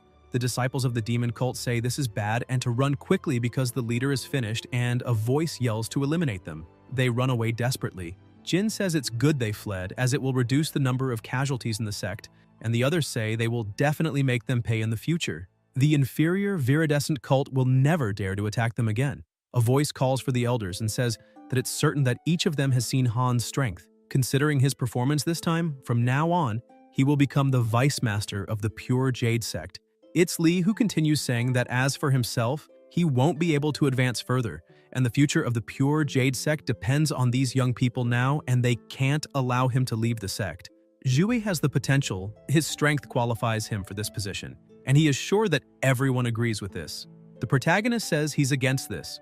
Qingzi asks why. Han answers that all he wants is to cultivate, and being the vice master of the sect is exhausting, asking how he'll find time to cultivate. The Great Elder says to just give him an elder title and let him enjoy the benefits of being a vice master of the sect. Unless the sect is in trouble, no one is allowed to disturb him. Jue thinks that he's so wise and says, it's okay by the way, that person from earlier was a void amalgamation cultivator. The old man says not to worry, and as he imagined, he only has the essence of the soul. It's more likely that Duan promised to restore his body in exchange for giving him a chance to advance. And the reason he held on longer was probably to use a certain secret technique to absorb the spiritual qi and vitality of the pure jade sect. Moreover, the northern kingdom is far from here. It's on the other side of the world. Even if he hurries there, the Orthodox sect will never let them cause trouble, so there's no need to worry. The protagonist wonders how he can't worry and thinks that it's better to be safe than sorry, and he should cultivate in isolation quickly and advance to the void amalgamation realm. After the remaining members of the demon cult fled, the inner sect of the pure jade sect began to recover and plan its reconstruction. Meanwhile, a rumor about a powerful figure started circulating within the inner sect. The master says that the pure jade sect succeeded in escaping the crisis this time, all thanks to the sect eliminator of divinities, who eliminated the divinity with a swing of his sword and turned the situation in their favor. People comment and say that to think the sect had a hidden expert in the soul formation realm, from now on, the sect eliminator of divinities is their idol, and asks if anyone is interested in joining the Eliminator of Divinities fan club, saying that she heard he's quite handsome, and he eliminated with one strike. The Demon Eliminator Elder is magnificent, and everyone should salute him. The master says that's enough, and everyone is dismissed, and those who wish to stay can remain, while the rest can leave now. They respond affirmatively and leave. Han stays in the room, and the fairy asks if there's something he wants to say. Ju asks if there's something he wants to say.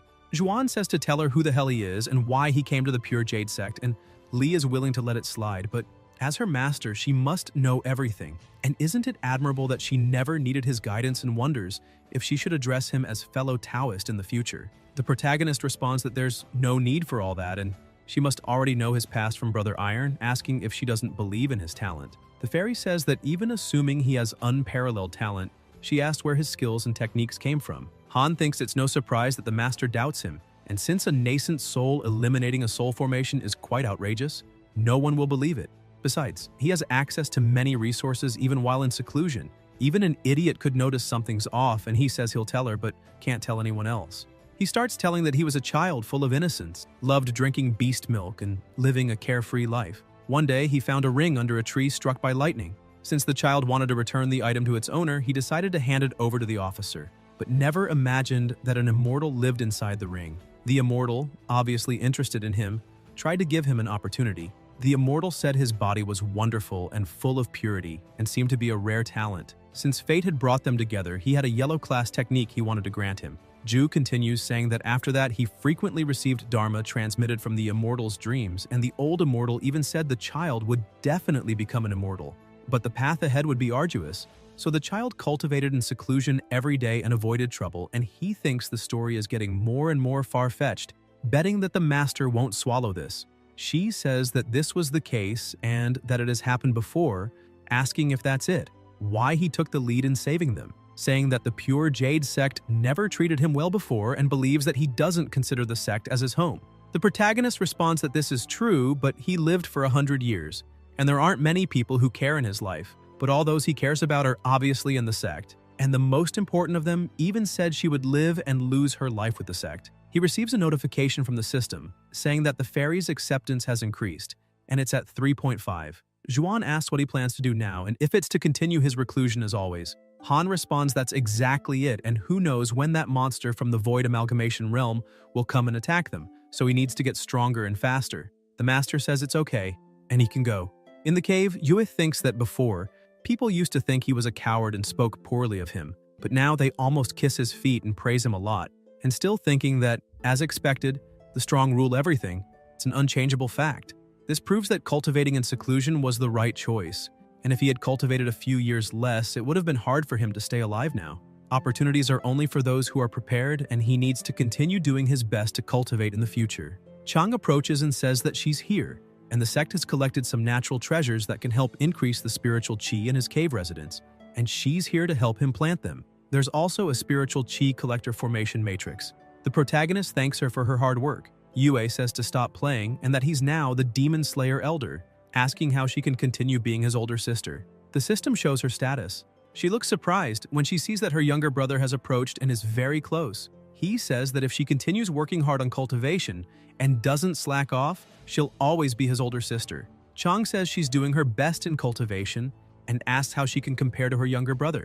Han says he has a request. She says to tell her as she can fulfill all of them. Chue thinks he's been waiting for this and asks if he can bother her to add another formation matrix in the still cave, one that can prevent fire and thieves. 3 years later, once the Pure Jade sect finished its preparations, The sect master led the disciples from the 10 peaks to attack the inferior, viridescent cult. The remaining 8 peaks were left to guard the sect. The inferior cult, which lost strength after the elimination of Duan and Zhang, was quickly subdued by the attack from the pure Jade sect. The wicked viridescent cult was finally destroyed after hundreds of years. This news shocked the cultivation world of the Great Yan.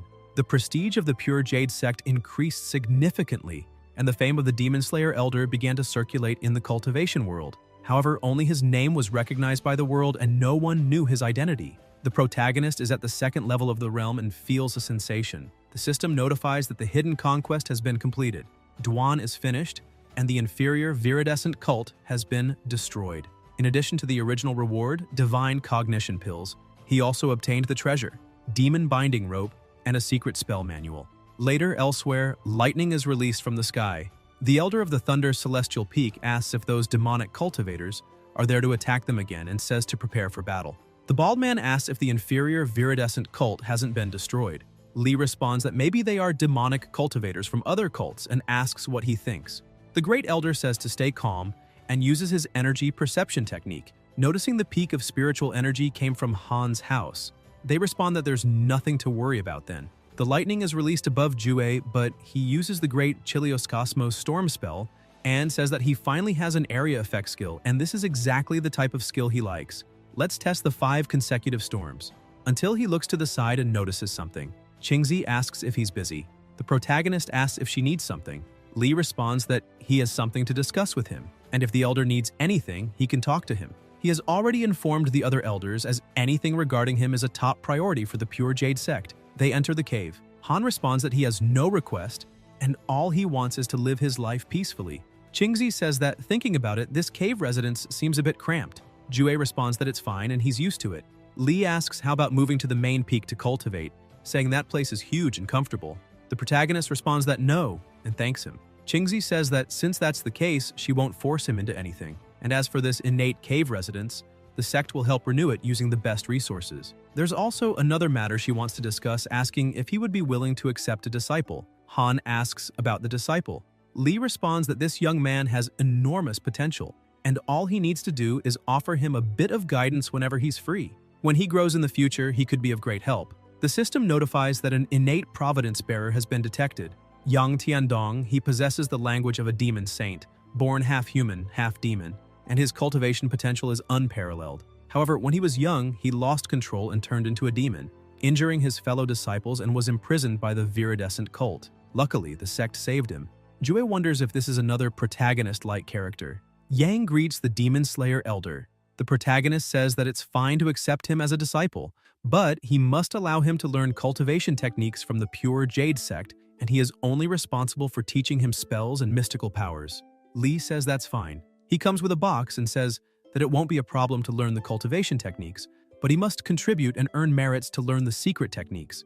And these are the tokens that represent him, which he can take and give to the disciples in the future. Han asks if he's implying that he should accept several disciples in the future. Qingzi says she's leaving, and that the two can talk and get to know each other.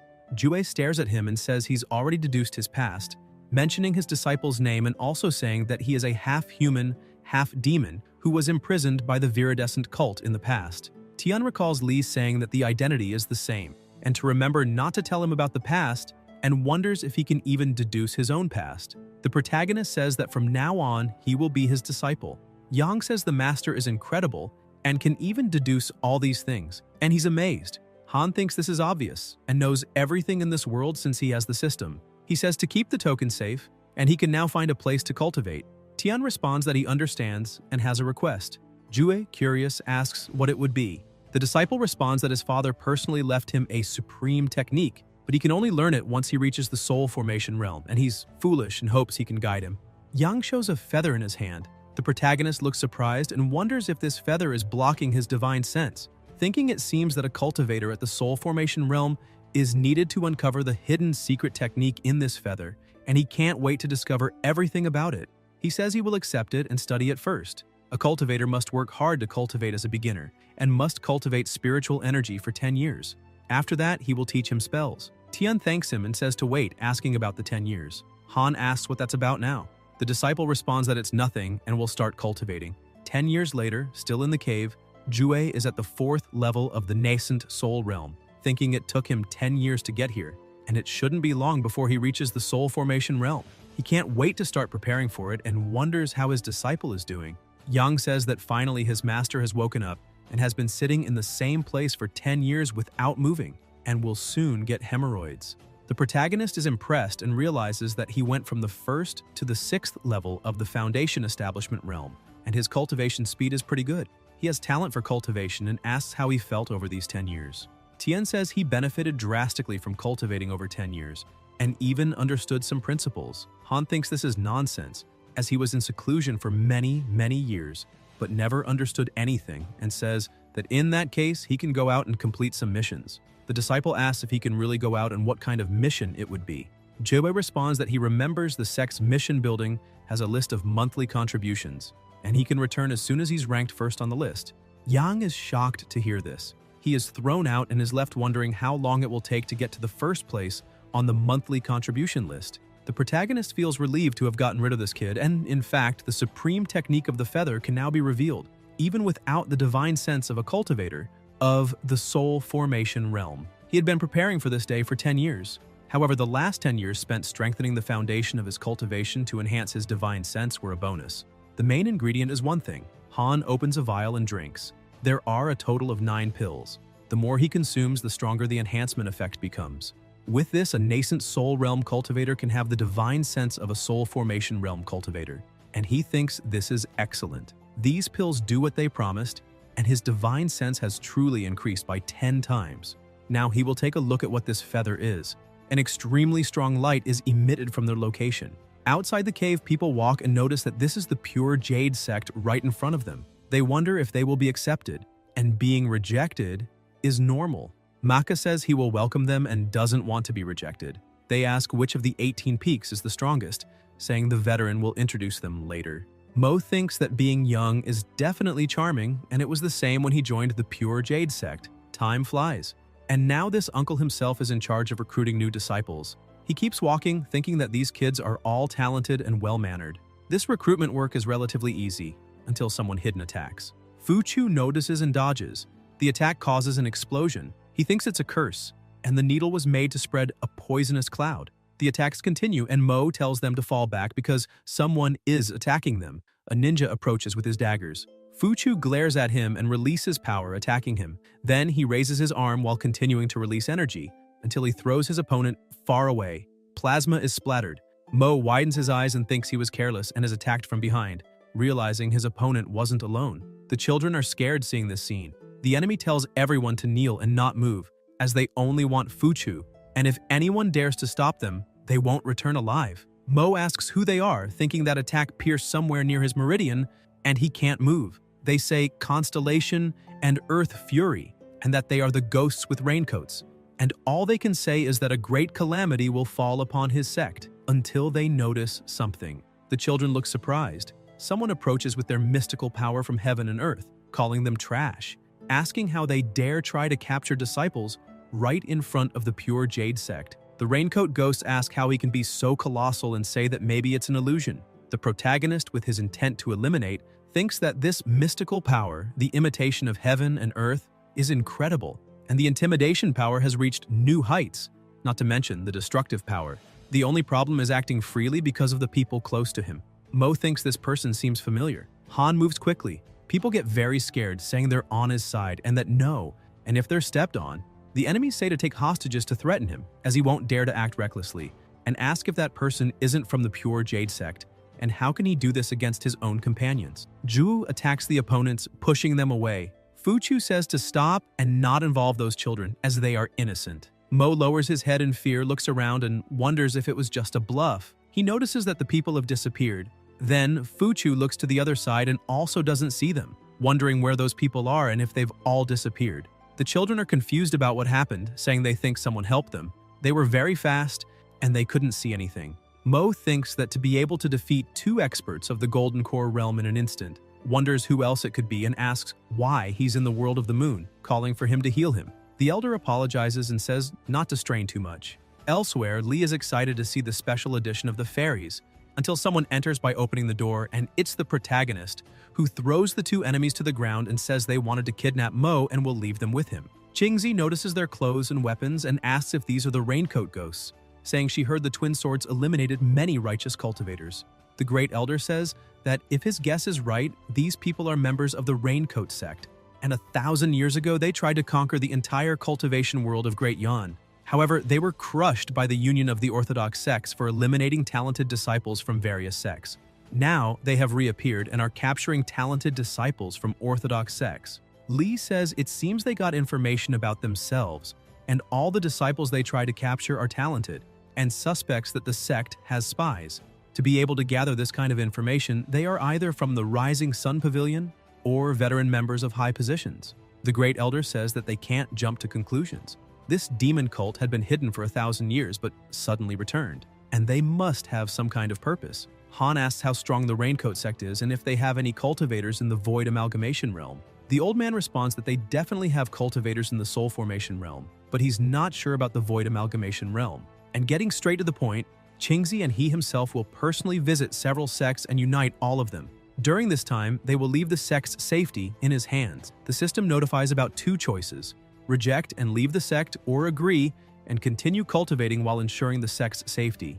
Juo wonders if it's the youth pill, and if he won't need cosmetic arts anymore when he has this, and thinks it's tempting. He says he has no problem staying there. Li says that's great, and he can rest easy knowing the Elder is protecting the sect. The protagonist thinks that as long as he doesn't have to go outside, everything is fine. The system notifies that the Great Elder and Qingzi's acceptance has increased to 4 stars. 6 years later, Han has advanced to the 5th level of the nascent soul realm, and his life expectancy has increased to 1080 years. He says it's not bad and finally passed 1,000, and it's been so long, and wonders why his disciple hasn't returned. He says it's too much to ask for him to stay in first place on the monthly contribution list, and will check the relationship to see if he's there. Jue observes and says it was to be expected that his disciple was captured, and thinks that usually when a disciple is in trouble, it's natural for his master to go save him. And no, because the abyss is a trap and he has the feeling that some mysterious power is manipulating him, controlling his life, and forcing him to follow a dangerous path, this is definitely destiny, and he must fight against destiny and will never follow a dangerous path. He feels sorry as he's powerless, and all he can do is wish him good luck and hopes he has a good life in his next life. The protagonist walks, saying he doesn't mind going outside, but as an elder, he still has to do something for the sect and must repay the favor the sect once gave him. He recalls Li, who suspected that one of the elders might be a spy, and Han asks about a spy from the Raincoat sect inside the Pure Jade sect. Then he looks at the system and is left confused when he sees it is the former immortal Thunder Taoist. He says this man hid himself very well. He thinks back, realizing that no wonder. Back when the sect and the elders were saved, this man was the only one who didn't show any acceptance toward him. He had thought the man was just reserved, but in the end, he was a spy. Jue wonders what to do. Should he capture him or try to set up evidence? Since both the sect master and the Grand Elder are absent, the only person he can trust is... Elsewhere, the protagonist greets his master and says he discovered that there is a spy from the Raincoat sect among the elders, asking how they should deal with it. His master asks who it is. Han replies that it is the former immortal Thunder Taoist, thinking that he has no evidence and also cannot expose the system, so he must lie and say that someone came and told him about the Taoist. The fairy says to eliminate him. Jue is confused, wondering if she has some grudge against him, since she didn't even ask for evidence and only ordered his death. Xuan says she had suspected him for a long time, and since he also does, it must be true. They must not entrust this matter to the other elders and instead head directly to Thunder Peak. Smoke dissipates outside and the old Taoist approaches, saying he has come to pay a visit to the two elders.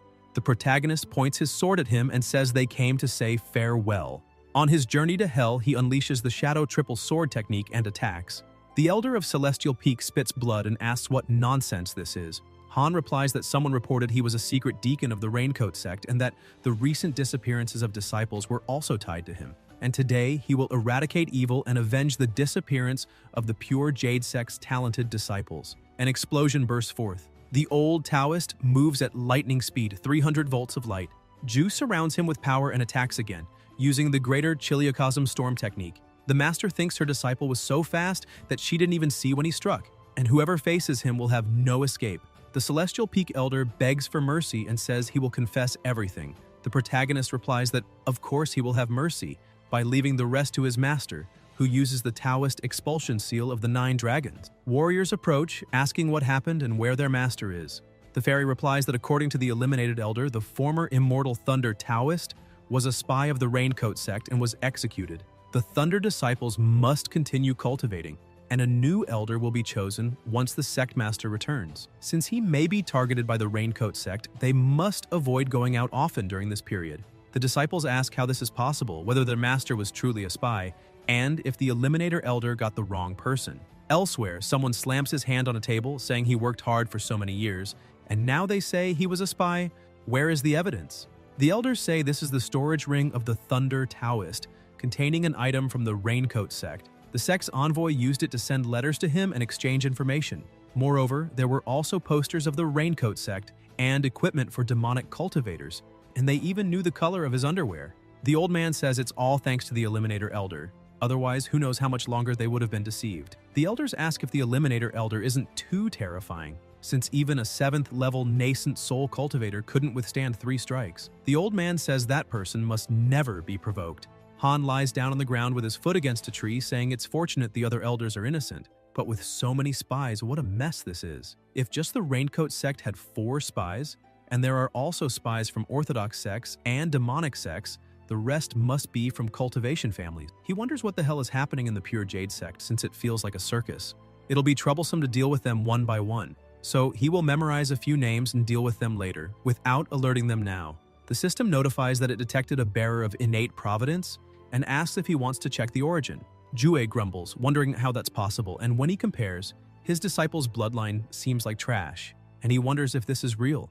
A monk is passing by, and the protagonist calls out to him, telling him to wait a moment. He asks if he could give him some of those chicks. The monk replies that they are all meant for the inner sect. Han says not to worry, for he is the divinity eliminator elder of the inner sect. If anyone asks, he can just say that he himself took the chick. The monk bows to him and says he's free to choose any he likes and can take as many as he wants. Jue replies that it's not necessary, he only wants one. The one he takes is the infernal black chicken, a saint demon from the upper world reincarnated, whose true form is an infernal black phoenix. For having slaughtered many, it offended the celestial court and was executed. Its soul slipped through the 6 paths of reincarnation and was reborn in the mortal realm. Elsewhere, his master calls him senior brother and says they finally returned, looking happy, and asks how the journey was. Jingzi, badly injured, says he has no more regrets in life and asks if anything happened during their absence. The Great Elder, also severely wounded, says she flatters him. It's the first time he's seen her worried for the two of them. The fairy then recounts what happened with the former immortal Thunder Taoist. Later, elsewhere, Li says to tell him where he died, for he will desecrate the body. A system notification announces that the sect master has returned, has succeeded in keeping the sect safe during the absence, and will receive a spell manual and a jar of cultivation pills from the Mud Formation realm, and congratulates him for obtaining the Wind God technique, as well as a jar of spiritual chi gathering pills from the Soul Formation realm. The protagonist is moving his hands around the chicken, trying to gather chi, which in the future could be used to sate hunger. He places his hand on its head and says, "This is difficult, and soon it will devour all the treasures in the cave dwelling." Xing says he doesn't need to worry. She gathered many treasures while adventuring and has already finished planting them. And not only that, she has another little gift for him, and asks if he knows what it is. Han says he'll try to guess, asking if it's a storage ring. The redhead answers that he's right and explains that when she left the sect to train with her elder brother and sister last month, they came across a battle between an Orthodox sect, the Crimson Peak sect, and a demonic sect, the Blue Dragon sect. She took the storage ring while helping the Crimson Peak cultivators repel the Blue Dragon cultivators. She asks if he sees now. There's much to be gained by venturing out, and with enough strength, the journey would certainly be smooth. Ju tells her to forget it, that she can keep the storage ring. All he wants is a peaceful life. The redhead says he needs to face reality, that the Pure Jade sect won't shield him forever, and there are countless sects out there stronger than theirs. The protagonist asks what rank the Pure Jade sect holds within the cultivation world of Great Yan. Xing replies that the Great Yan cultivation world has more than 20 sects, 12 of which are Orthodox sects, and the Pure Jade sect should be among the top 5. Han thinks only within the top 5, and no wonder the sect has so many enemies. The redhead says that currently most sects don't differ much in strength, nor is there even a true ranking, and there's no need to hold a tournament to decide one. Perhaps it will be difficult for him to live a peaceful, low-profile life, Since recently an influential figure has emerged from the Crimson Bird Sword sect. His name is Huang, and once, while still only in the Golden Core realm, he slew an ancient monster of the nascent Soul realm. She fears that by now, he may have reached the Soul Formation realm. A rumor says he intends to challenge all sects in the great Yan cultivation world, and she asks what they'll do if he comes to the Pure Jade sect, and not to say he'll just hide and do nothing. Jue wonders what the Divinity Eliminator Elder has to do with him, and why battle-crazed maniacs are everywhere. As for this Huang or whoever, he already killed someone before when challenging other sects. The redhead replies she thinks not, since the Crimson Bird Sword sect is an orthodox sect. The protagonist realizes something and thinks then he can rest easy. For old Huang is welcome to come to him anytime, and he'll gladly greet him. Meanwhile, the chicken moves after a worm. 1 year later, a member of the Raincoat sect says he has been there for a month, and wonders why the old Thunderman hasn't shown up yet and if something happened to him. And he thinks that he would have infiltrated the Pure Jade sect a long time ago, if not for the presence of the Divinity Eliminator Elder. He had heard that the Divinity Eliminator Elder was cruel and would even beat a stray dog crossing his path. However, there were also rumors that he was an extremely cautious man, unlike anyone seen before. If those traits were real, he wanted to see him fight the sect leader. Then someone approaches him and asks if he is a member of the Raincoat sect. It is Han, who introduces himself as the personal disciple of the former Immortal Thunder Taoist.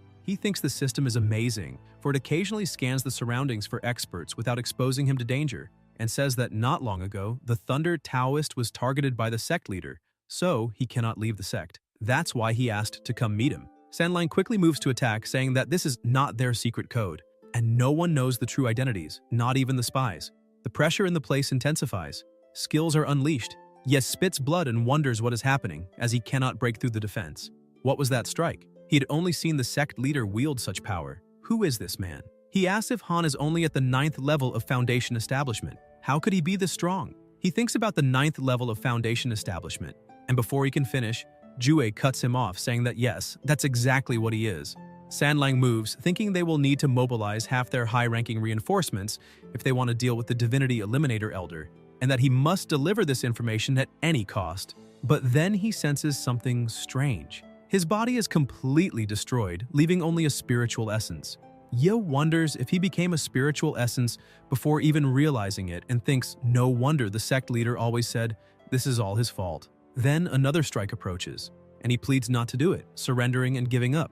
The protagonist says it's fine, but he must start talking, asking what the true intention of the Raincoat sect is, and what they are planning by kidnapping so many talents. Sandlang explains that before assimilating a sect, they first abduct all its talented disciples and confine them in a concentration camp. After the sect is destroyed, these talents will have nowhere to go and no choice but to join the Raincoat sect. Han asks if they are targeting only the Pure Jade sect or the entire cultivation world. Ye replies it is the entire cultivation world. Jue calls them bold and asks whether their sect has a cultivator in soul formation or void amalgamation. Sandlang replies that they do have soul formation cultivators, but as for void amalgamation, he does not know. The protagonist also asks why the Raincoat sect hides in the shadows if they are so strong, and where the talented disciples are imprisoned. Ye replies that he truly does not know. He is only an ordinary deacon. Sandlang is very nervous. Han wonders if he is really just a mere deacon while being at the 7th level of Nascent Soul, and if the Raincoat sect is trying to fool everyone. Ye begs to be released, promising never to do this again. The system notifies that the enemy has developed 6-star hatred against him. Jue thinks that means he has given up on life. He says it's fine, he can go to hell. A massive explosion follows. Elsewhere, Xing says she obtained another storage ring and will take it to her husband. The elder says that this is no ordinary ring as it carries the aura of Nascent Soul. 2 years later, the black chicken is still there. Li says he needs his help with something. The protagonist tells him to speak. Qingzi explains that he discovered the Raincoat sect imprisoned those disciples. However, the terrain is easy to defend and hard to attack. When the time comes, they will fight them head-on while he launches a surprise attack from behind. Han says he thinks this plan is not good, asking what if this is only a distraction the moment he leaves the sect? What if the Raincoat sect sends a soul formation cultivator to attack? Does he think he can stop them? Besides, if a nascent soul expert can be just a deacon in the Raincoat sect, it will be difficult to handle them. Li admits that's true, but says there's no choice. He will do it himself and leaves the sect's safety in Han's hands. Ju says not to worry. Unless a void amalgamation arrives, no one will be able to defeat the pure Jade sect. Qingzi says that's excellent and counts on him. The protagonist thinks that to be absolutely sure, it's better to test his limits. In the simulated challenge training ground, Han says he will set Xiao aside for now and instead try Duan Tongtian, and to adjust his cultivation to the 9th level of soul formation. Han thinks that last time he didn't give him a chance, but this time he will let him come at full force. He begins to fight the simulated opponent. Attacks are unleashed. The simulated challenge ends, and Jue realizes it was a draw. He only managed a tie against a 9th level soul formation cultivator. If it had been a void amalgamation, it would have been impossible. This won't do. He needs to enter secluded cultivation immediately. He thinks that first, he will confirm the Raincoat sect's movements and hopes his dear disciple can endure, that his master is working hard to cultivate, and once he is confident enough, he will save him. Elsewhere, the Raincoat sect is asking why Sanlang hasn't returned and if something happened to him. They say it's impossible. He is an expert at the 7th level of nascent soul, and aside from the Divinity Eliminator Elder, no one in the pure Jade sect could notice him. Moreover, everything is being coordinated from inside and out. They wonder who the spy is, since they have no idea. Only Ye knows, and aside from the sect leader, each spy has only one person to maintain contact with. Voices rise saying that is the problem. The sect leader is too cautious. In their opinion, it would be better to destroy the pure Jade sect outright. If those disciples refuse to obey, they can simply be eliminated. Suddenly, someone arrives, breaking down the door. They rush toward him, asking who he is. A voice replies, asking if this is all they have, saying it's not even worth drawing his sword. He introduces himself as Huang Jihao of the Crimson Bird Sword sect, saying he wants to challenge the Raincoat sect and demands to know where their headquarters is. The Raincoat sect members wonder how this calamity found them, suggesting they let the sect leader teach him a lesson. They warn that he must be joking if he doesn't know the leader's personality. He will skin them alive first. Huang goes to draw his sword and they quickly tell him to stop. They explain their leader is in seclusion at the moment and will not appear for now. They suggest instead that he go challenge the pure Jade sect first. If he defeats a certain person there, they will reveal the sect leader's location. Jihao asks about the pure Jade sect and this person. To challenge the pure Jade sect? He says there's no worthy opponent there anymore, so why would he fight such a ruined sect? The Raincoat sect member insists the pure Jade sect isn't what it used to be. Recently, an incredible figure appeared there, known as the Divinity Eliminator Elder. He killed a soul formation expert in a single strike. His power is immeasurable, and Huang might even find him interesting. Huang says he once fought the pure Jade sect's master and great elder, whose strength was mediocre, and he has never heard of this Divinity Eliminator Elder before. He warns them not to dare lie to him.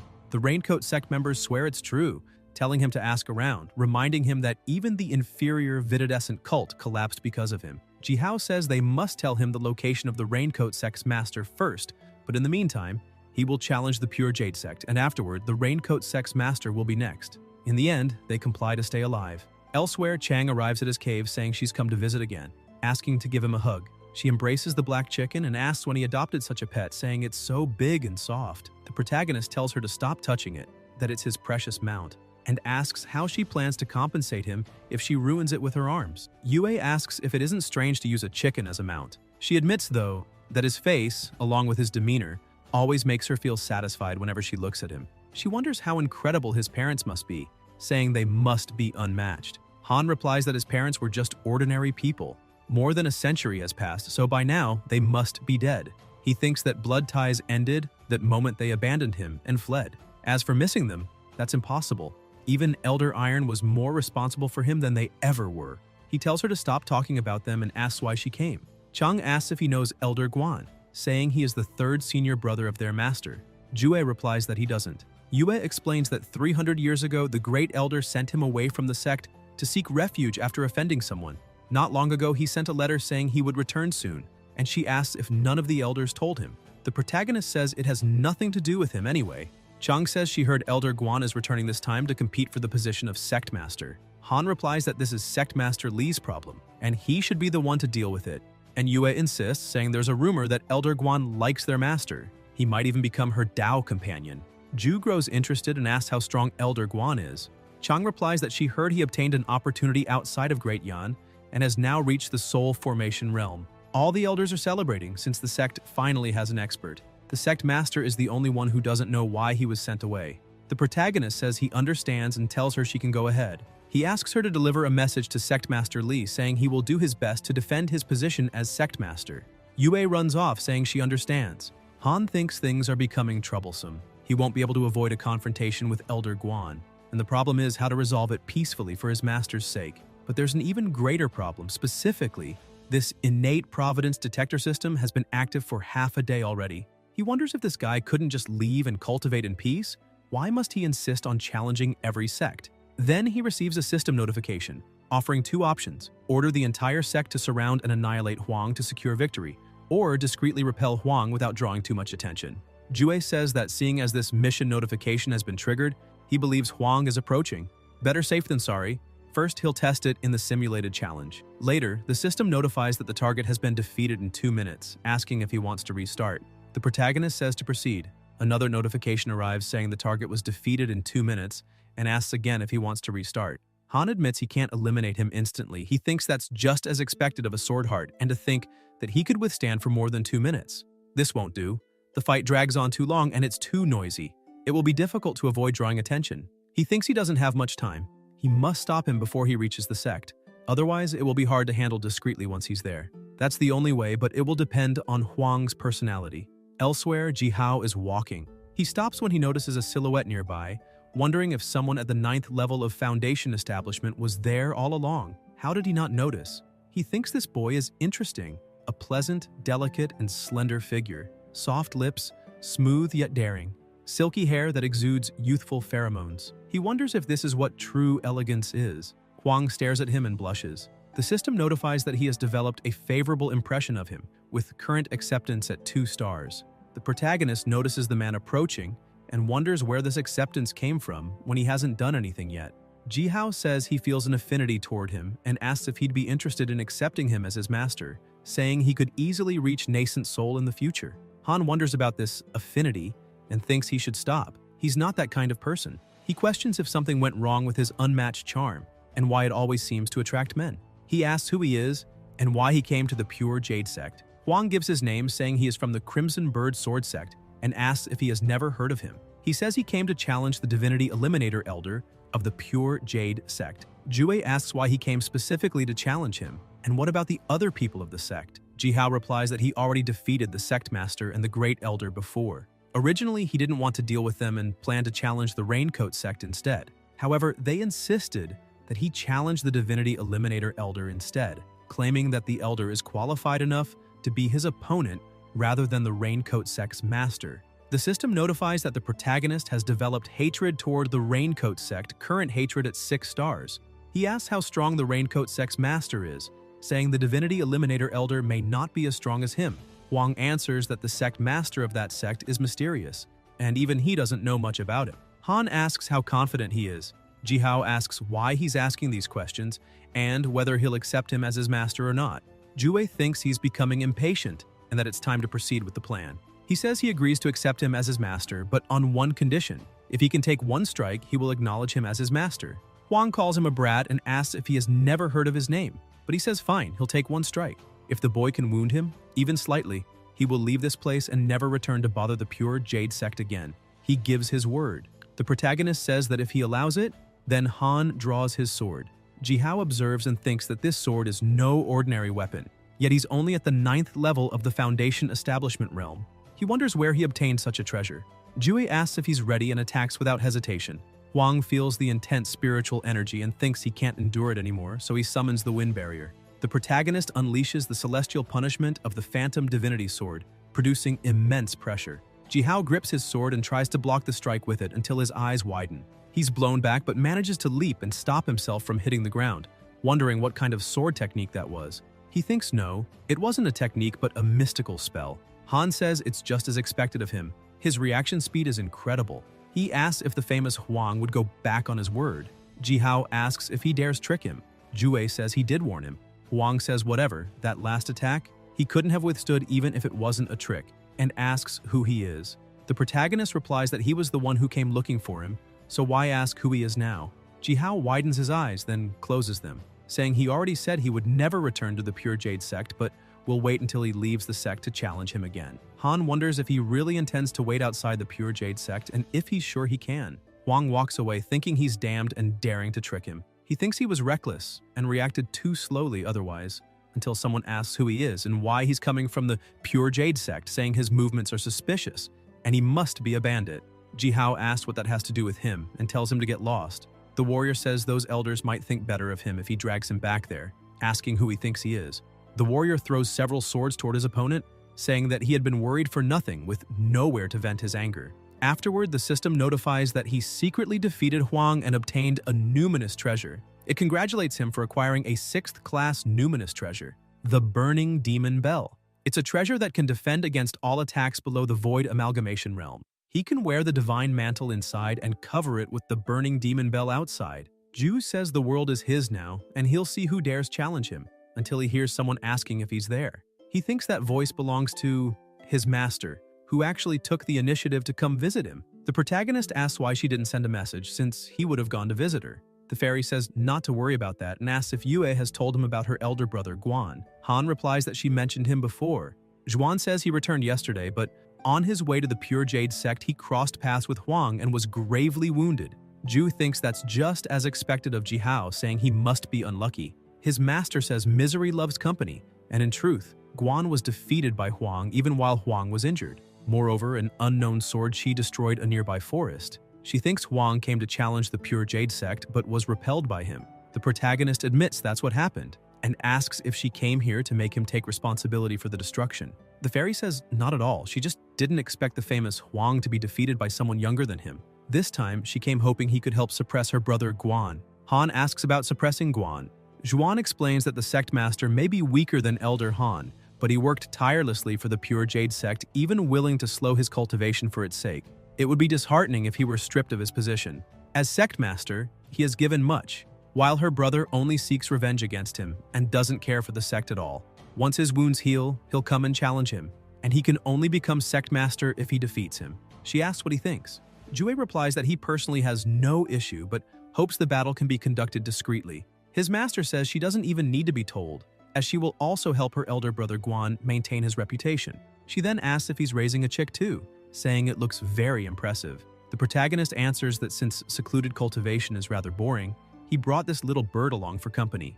The fairy asks if even he feels bored and why he doesn't work and rest properly. She adds that it reminded her the immortal domain gathering, which only happens once every few centuries, is about to begin. Han asks about the immortal domain gathering. Zhuan replies that it's a fair where equipment, pills, treasures, and even cultivation techniques can be traded, as long as one has enough resources, and asks if he wants to go. Jui thanks her for the kind intentions, but says all he wants is seclusion. He's not in the mood to go out on adventures.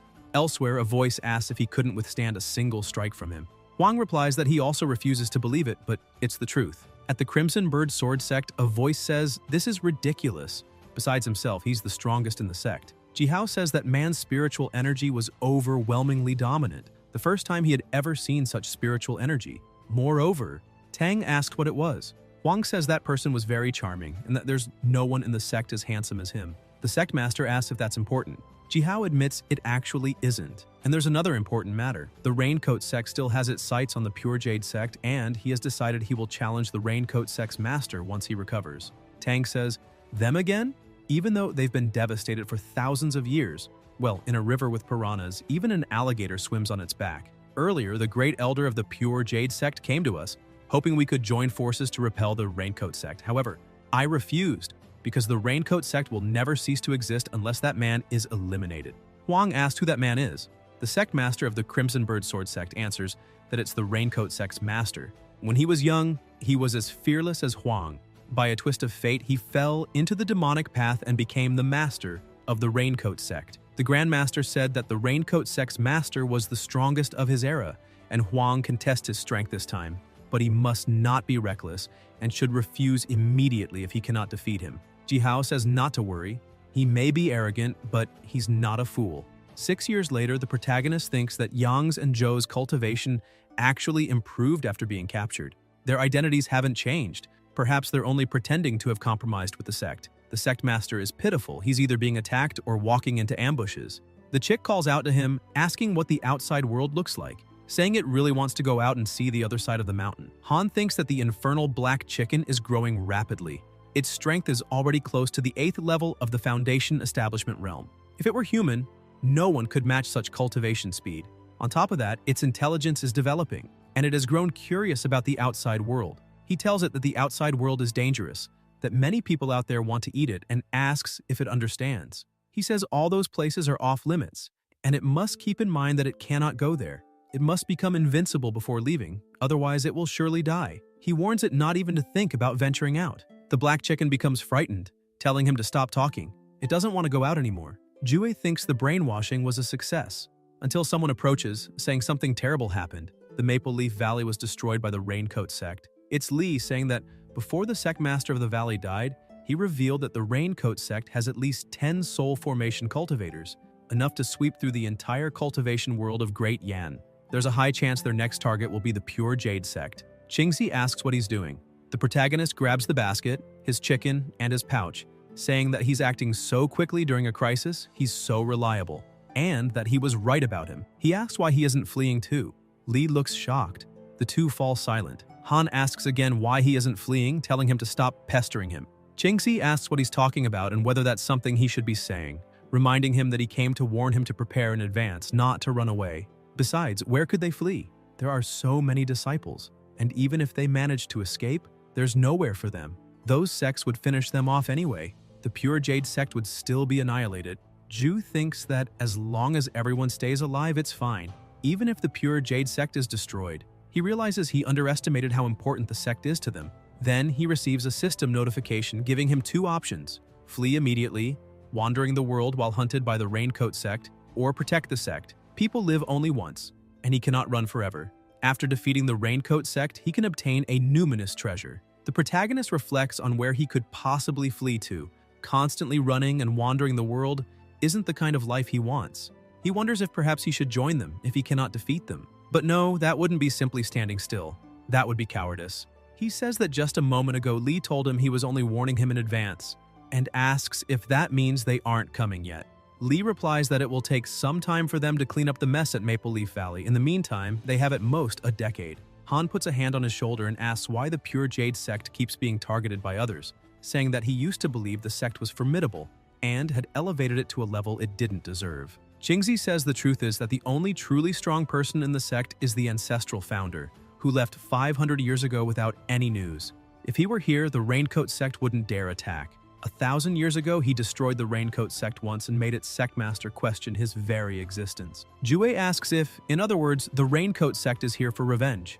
Lee replies that isn't important. His master and he already used the treasure left by the founder to contract him. Once the founder returns, the Raincoat sect will no longer be a problem. They just need to be strong and survive this crisis. If they can endure it, there will be no more threats in the future, and he will be able to continue cultivating peacefully in seclusion. The protagonist says he will go with them to deal with the Raincoat sect, but makes it very clear. If they cannot win, he will flee immediately. Qingzi says that's fine. No problem. If they cannot win, he won't force him to stay and die with them. Han says that under that condition, he's decided to follow the Pure Jade sect. He then asks Sectmaster Lee if there are any pills in the sect suitable for a nascent soul cultivator. Lee says they are lacking an alchemist in the Pure Jade sect, so he'll have to resolve that himself. Jue says goodbye, but Qingzi calls out, asking if he didn't just say he would follow the Pure Jade sect. The protagonist replies that he was joking. He's going to buy a beast taming bag, thinking it will be easier to escape that way. He asks the chick if it saw that, saying that even if they don't cause trouble, enemies will come hoping to eliminate them. The black chicken asks what he thinks about secretly fleeing the sect. Han replies that's not a bad idea, saying it's learned well from him. The chick asks if they really are fleeing. Jui says to wait and see first. In the inner city of the main peak, the black chicken is inside a bag carried by the protagonist. People look at him. The system notifies, bearer of innate providence detected. Check origin? Han wonders again about this innate providence and thinks that the Pure Jade sect must truly be a sect of providences. The system displays Qing Jun, third level of the Foundation Establishment realm. Her true identity, the mortal vessel of the Demon Lord. It also shows various data about her. Jue feels dizzy, realizing that if she can ascend, it means she's at least a Mahayana cultivator. He wonders if it's her. He thinks there's only one girl around, so it must be her. A girl with enchanting beauty. A man with glasses tells others to back off, saying she's his wife. A spiky-haired man asks if he really thinks she'd be interested in a monkey-faced guy like him, and tells him to stop spouting nonsense. The two start arguing and fighting. The girl looks on and thinks it's boring. that this should be enough traveling and experiencing life. A subtle aura emanates from her. She glances to the side and smiles, thinking she'll stay there a bit longer. The system notifies that she is Ching Jun, and she has developed favorability toward him because of his face.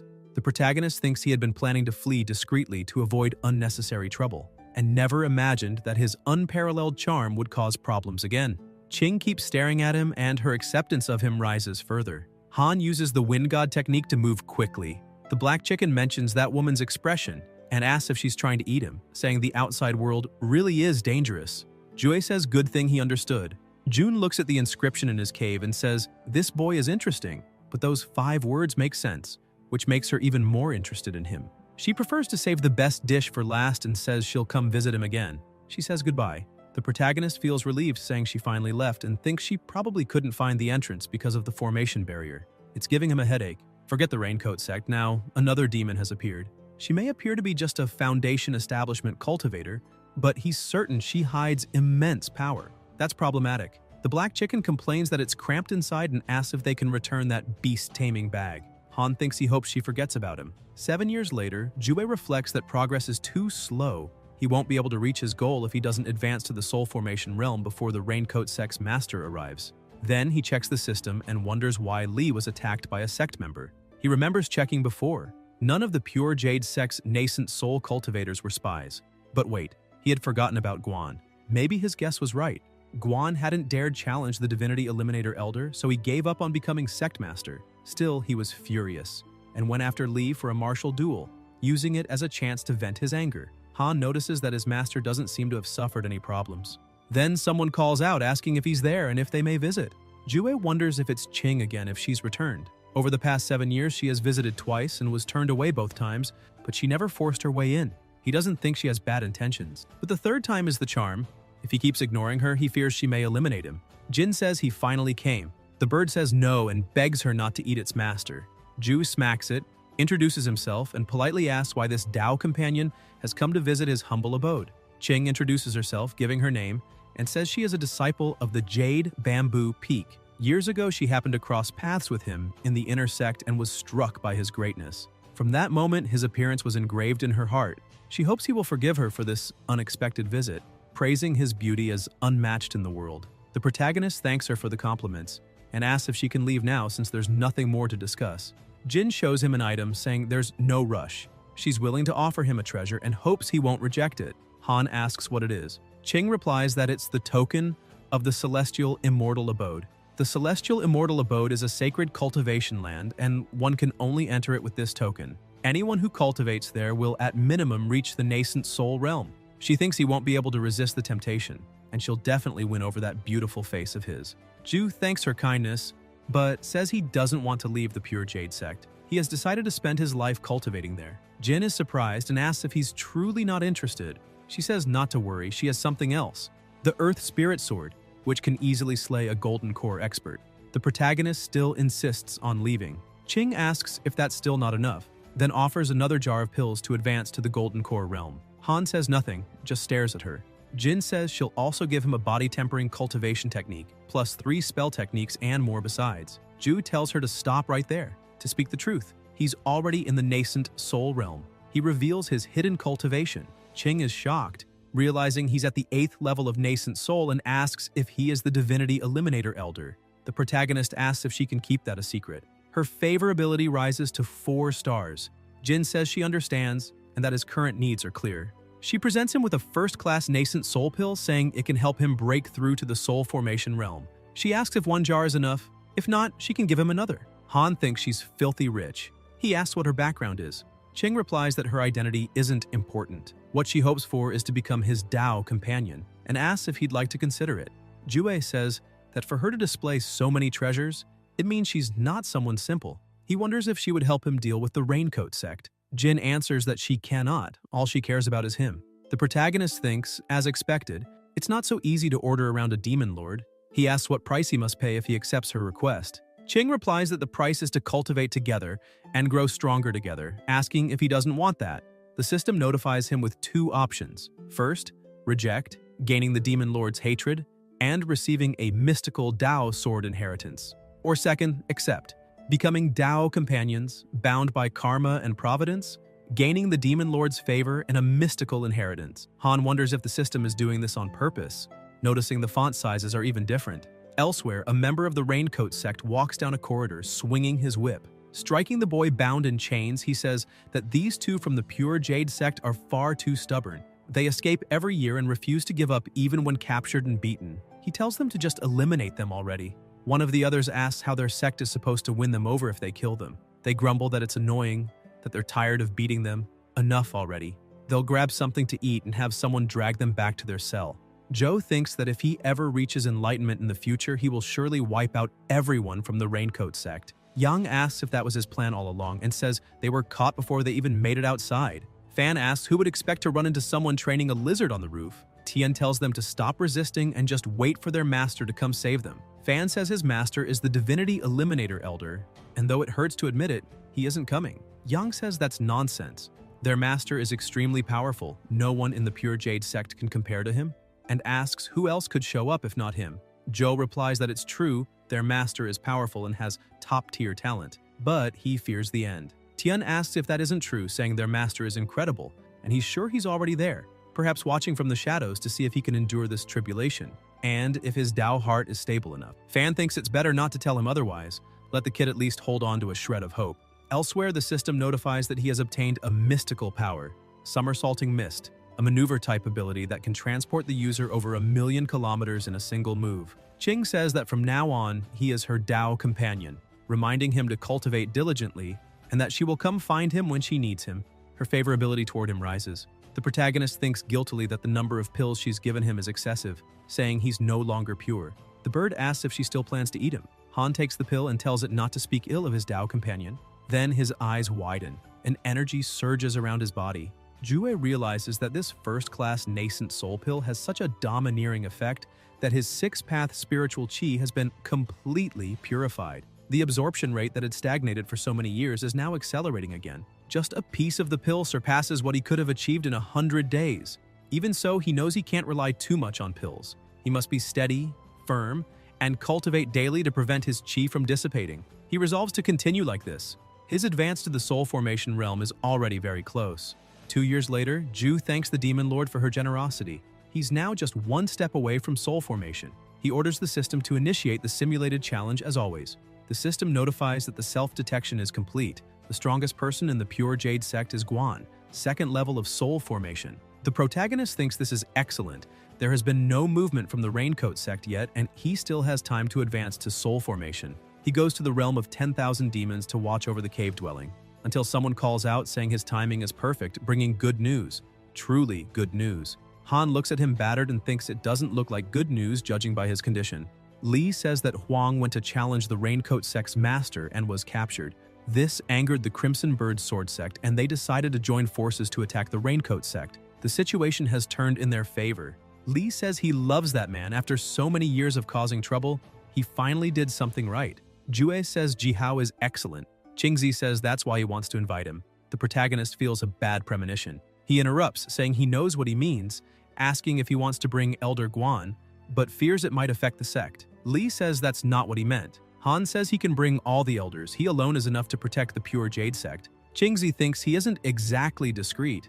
Ju whispers in his ear that he will soon break through to soul formation. That's why he needs more time. Li says he understands. He can advance in peace and leave the Raincoat sect to them. It's encouraging, and since he could kill a soul formation cultivator when he was only at nascent soul if he advances further, even better. The protagonist agrees, tells him to leave, and hopes all goes well. In the realm of 10,000 demons, Han thinks he's heard that the breakthrough to soul formation is deafening and can draw attackers. Since that's the case, the realm of 10,000 demons is the best place to advance.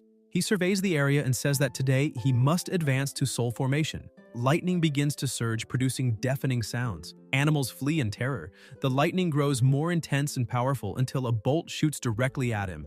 Guys, if you enjoyed the video, leave a like, comment, and subscribe to the channel so you don't miss new content. Thank you.